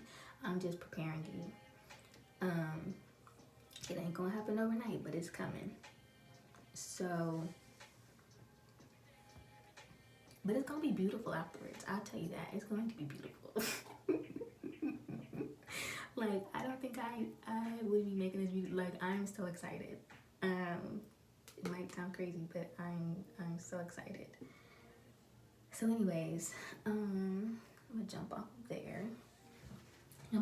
But now you see why. Now you know I called out those placements. Okay, so for my dreamers, there was something I said on Twitter about what's coming up actually. Oh, it's right here. So Um, this particular day, I did shrooms, and I usually do get insight on shrooms, like, and it'll just be when it's like, oh, and sometimes I cry, not all the time, but it's kind of, I do be crying. Now, I said there comes a point in time where reality feels like it is blending with your dreams. Okay, that is the time we're coming into. For me, it's already happened. Okay, there comes a point in time where reality feels like it is blending with your dreams. Lucid. Time slows down. At this point, you learn to dream wide awake, shifting through reality, space, and time. You feel every particle of energy in your body, and you shift because you are one. Now, this is what's going to be happening on a global scale.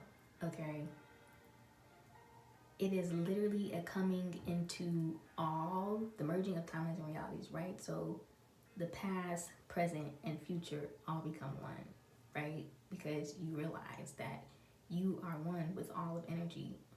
So, and then I say Marie Laveau. Now, hey to my Louisiana folks.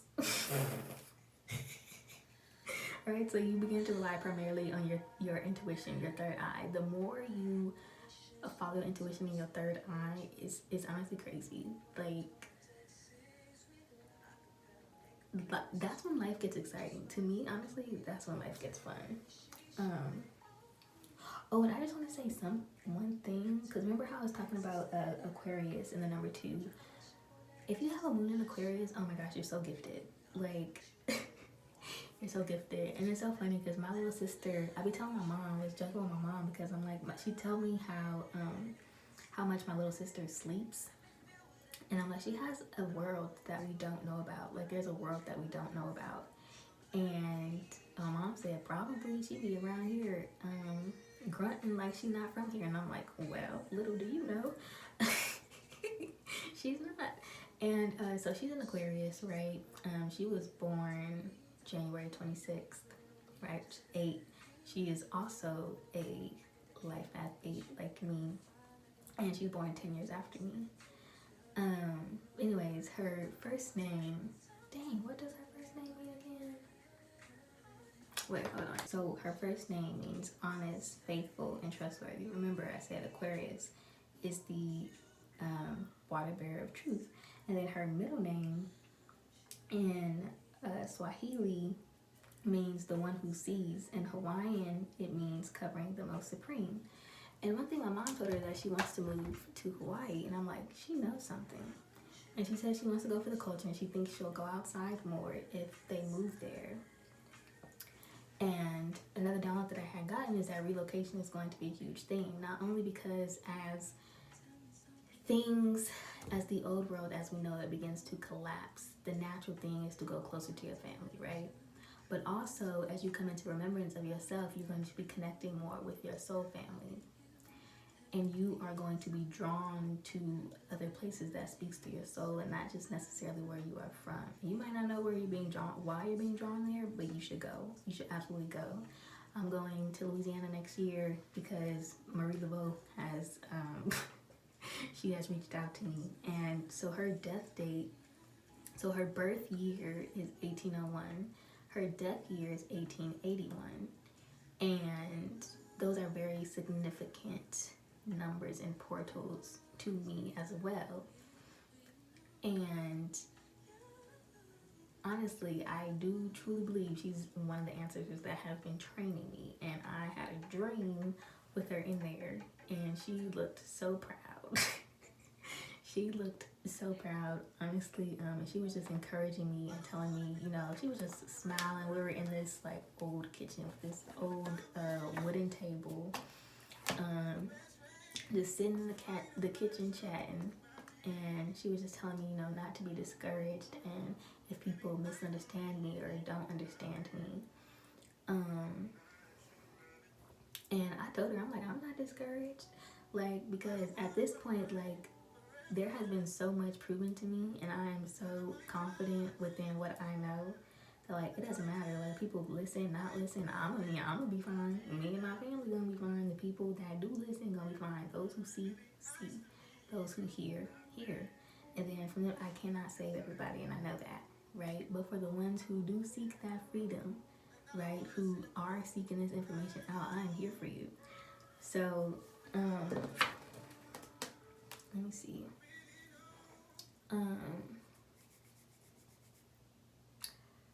Yeah, okay. So,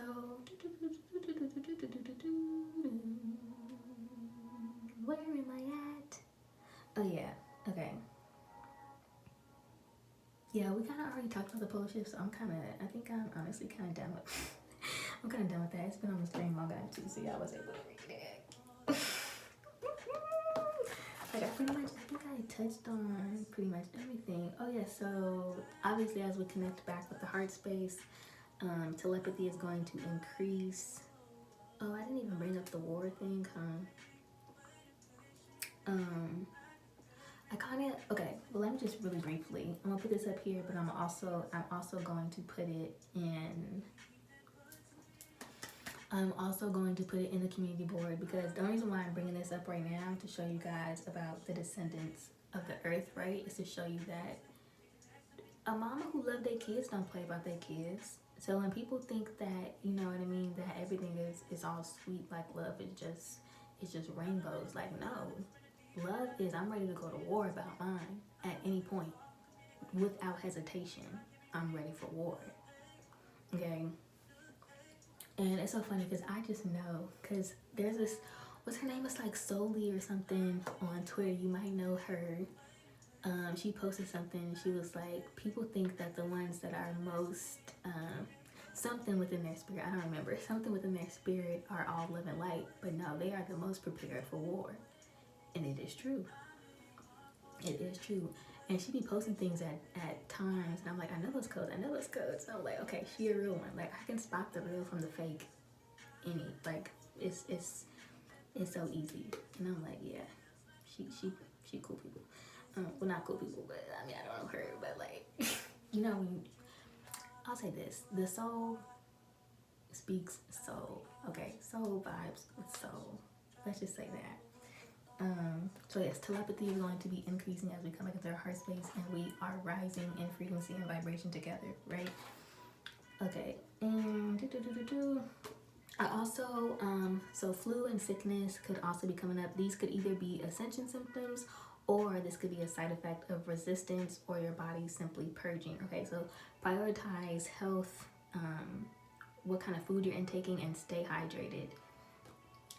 The other thing, time is going to be being reconstructed. Obviously, Saturn, right? So Saturn, remember how I connected that with Venus. So twin flames and soulmates, real quick. So I'm trying to be here all day. Oh, yeah. Also, because community is going to be so important, I'll leave this on the screen for a little while for you guys to read, but do not write people off, okay? Some of the most, enlightened people you'll find in some of the darkest places. Okay, like I work at a bar and I fucking love those people. Like, everyone is a teacher within their own right.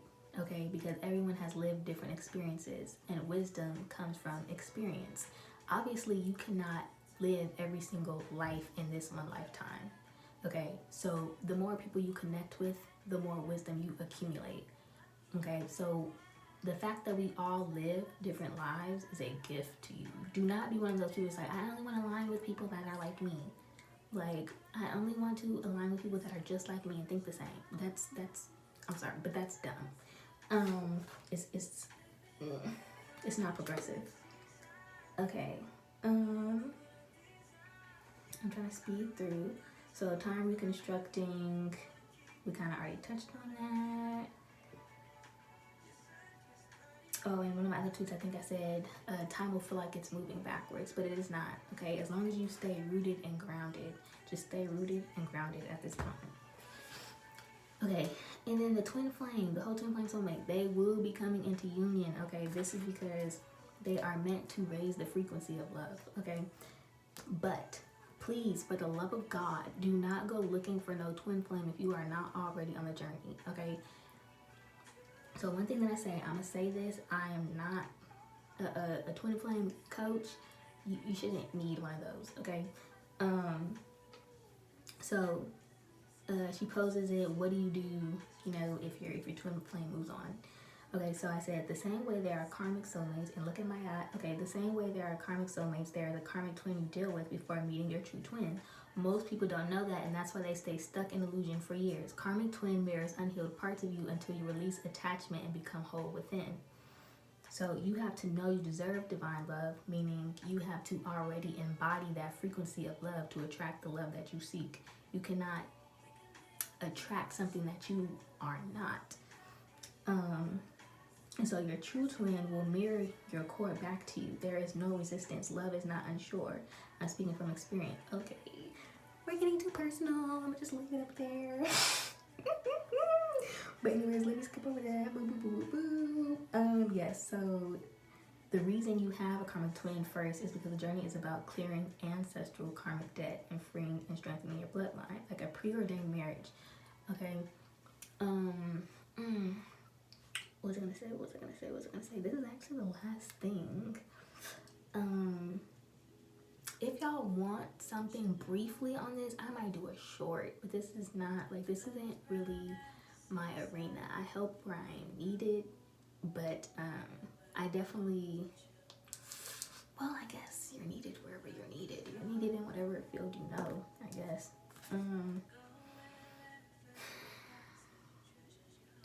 All I can say is focus on you at this time.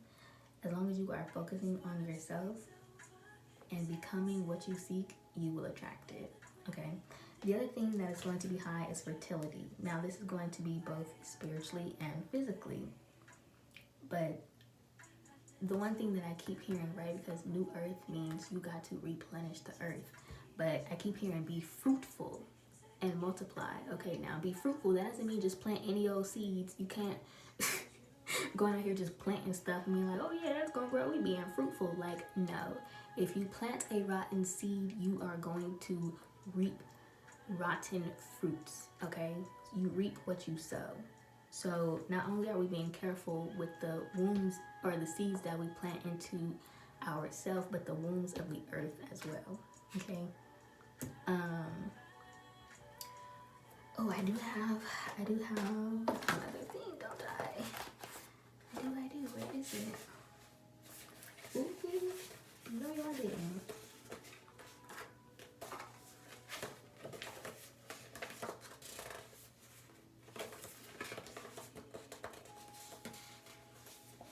Where is it, bro?